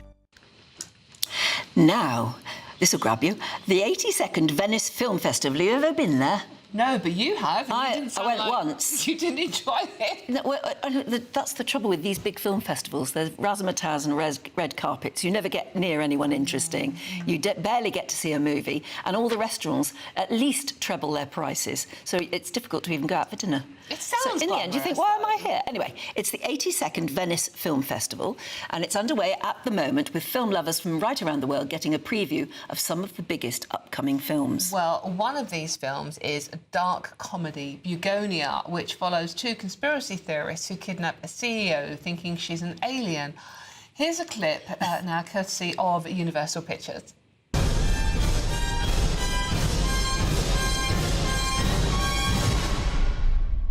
It all starts with something magnificent. I think it's Begonia. Begonia? Yeah, that's fine. Anyway, it's one of those movies that we'll all be talking about at some point, apparently.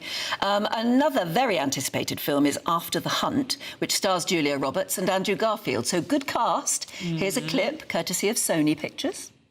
Did you know anything about this? I worked too hard, done too much to get here, to let it all just be taken away. Nothing I would have done could have changed what's happened. You don't know that. You don't know that.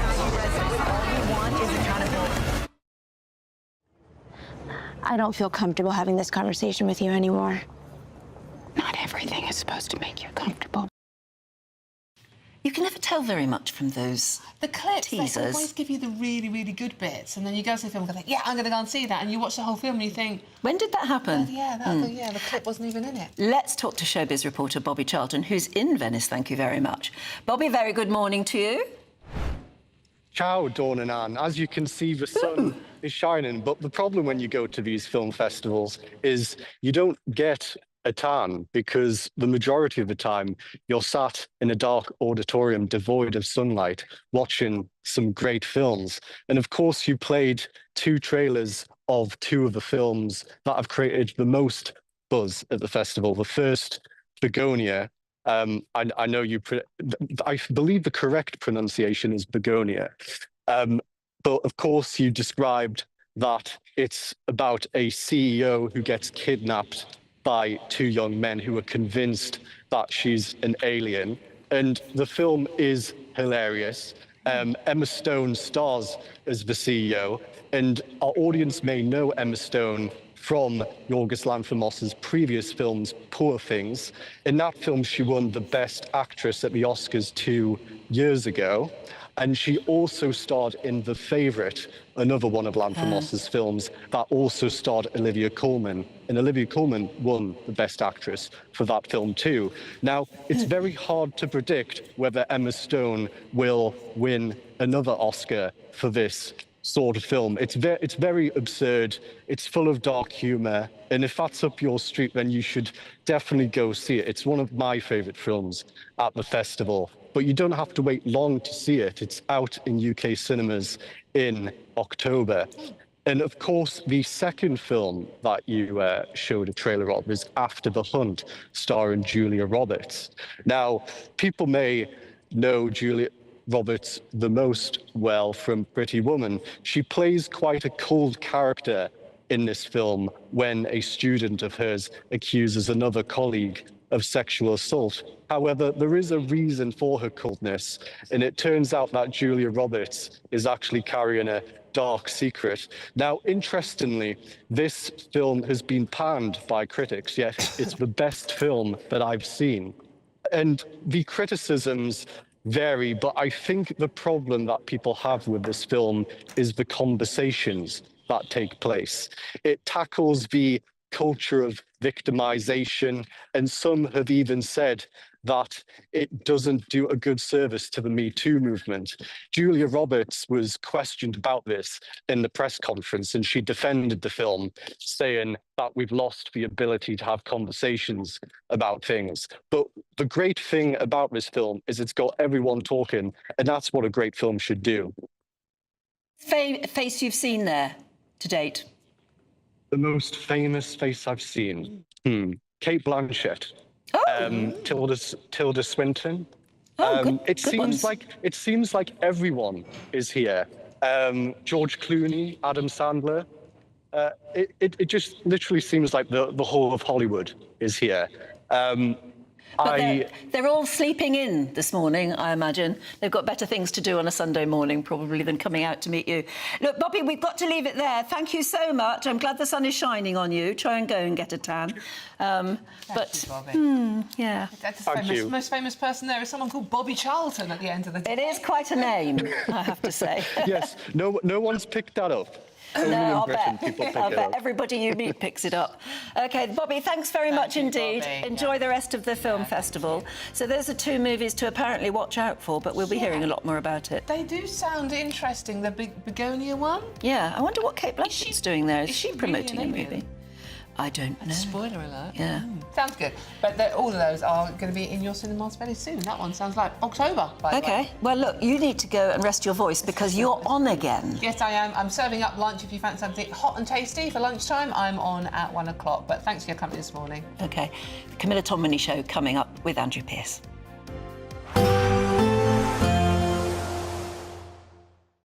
Today, clouds overhead. Total zen within. Box Solar sponsors the weather on GB News. Hello, good morning. Welcome to your latest GB News weather forecast from the Met Office. Low pressure still dominates the weather at the moment. We had the rain through Saturday, and then today it's a mixture of sunny spells and heavy showers. But it is a bright start this morning. Lots of dry weather around. Those showers quickly get going and then becoming quite widespread as we move through the latter part of the morning into this afternoon, and it will be a blustery day. We'll see winds coming in from the southwest, gusts of 30-35 miles an hour, perhaps locally 40 to 50 around some western coasts and 60 miles an hour for western Scotland. Temperatures around average for the time of year, high teens to low 20s, so in the sunshine not feeling too bad, but given the strength of the wind, the heaviness of the showers pushing through, it will be rather cool at times. Some of the showers could be heavy with some hail and thunder. You can see the bright colours on the map there as we move through the evening time, indicating some hefty downpours, perhaps some longer spells of rain for Northern Ireland into southwest Scotland for the evening time, and those blustery winds driving those showers through quite quickly. Overall, a fairly dry day for Orkney and Shetland with sunny spells. Into the evening time, we see further heavy showers across western parts of the UK as the low pressure slowly edges closer. Some clearer spells developing during the early hours across eastern parts of the Midlands, East Anglia, but generally showers continue through the night for many of us, perhaps some longer spells of rain and also still some rumbles of thunder possible, and the winds staying rather brisk. Temperatures overall will be around 14 or 15 Celsius for many, so not a cold night to come. And then for Monday, low pressure still in charge, a mixture of sunny spells and showers. Some of the showers will be heavy at times. Monday is the first day of meteorological autumn, and everyone will feel that. It'll be rather cool and breezy. Some showers will be heavy with hail and thunder, and temperatures around average, generally around 19 to 21 Celsius as we get into the afternoon. See you soon. Today, clouds overhead. Total zen within. Box Solar sponsors the weather on GB News. You want to know what's really going on in the corridors of power? Labour don't know what to do with you half the time, and that makes you quite lethal in the chamber. Get behind the headlines with Chopper's Political Podcast. Join me, Christopher Hope, as I sit down with the great and the good of British politics. We'll see where this ruling takes us. These are the stories shaping our nation. Chopper's Political Podcast, available now on all platforms. Listen in and stay ahead. Good afternoon, Britain. Weekdays from midday. Working class pupils being left behind, being written off. Well, as one of those white working class boys when I was younger, many moons ago, I would have to agree with her. I think it's definitely something that for years has been very obvious in the data, and it hasn't been addressed, and the gap has not been yet bridged. So I can't disagree with her, although I don't fully agree with her approach or lack of what that approach is at the moment. Well, yeah, should there be special programmes for white working class kids? I mean, you do see a lot of special programmes for ethnic minority kids, for girls too. Yeah, I mean, this isn't about identity politics. This is really about a disadvantaged group of people in our society. If we fail them, we fail everyone else. We fail Britain. I think we can't ignore white working class pupils just because they're white. They're disadvantaged. If they're disadvantaged, like any other disadvantaged group we've looked at, we've raised the bar with any other group. We've made sure that we've invested the right systems and processes in place, and we've seen the impact of that. Just look at London, where I've worked for the last 15 years or so. London has proven a blueprint where we can do this with disadvantaged students. So we need to roll that out to other places in the coastal towns, in the post-industrial towns in the UK. Now, what did London do differently? Obviously, the London Challenge, there was a heap of money. Funding, I don't think, is the main problem. If you think about the national funding formula, London turned around itself with the same national funding formula as other parts of the UK. It was the leadership, it was the expectations, the teaching quality that made the difference. And if you are going to put money anywhere, it should really probably go in attracting the best teachers into those places. GB News, the People's Channel.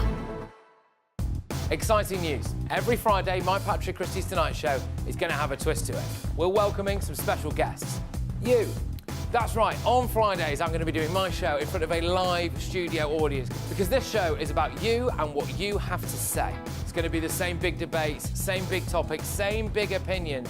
But every Friday night at 9 p.m, you are invited to come on down to Patrick Christie's Tonight to be a part of the action. Only on GB News, the People's Channel, Britain's news channel.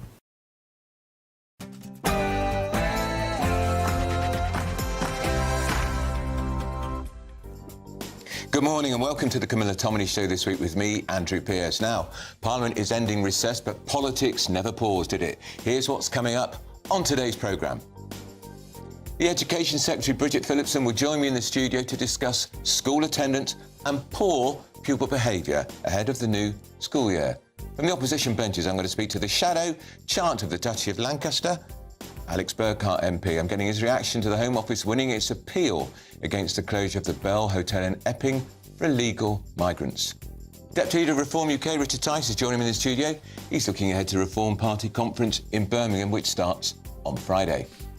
And as Sir Ed Davey, the Lib Dem leader, snubs his invite to the state banquet for Donald Trump, could Reform UK leader Nigel Farage take his place? The former Mayor of Andy Middlesbrough, Andy Preston, joins me to discuss just that. And the Tories want to launch an investigation, of course they do, into Deputy Prime Minister Angela Rayner. She's accused of dodging £40,000 in stamp duty when buying a second home. Broadcaster and journalist Judita De Silva will bring us her own take on that. So that's a packed political show to come. Don't think of going anywhere.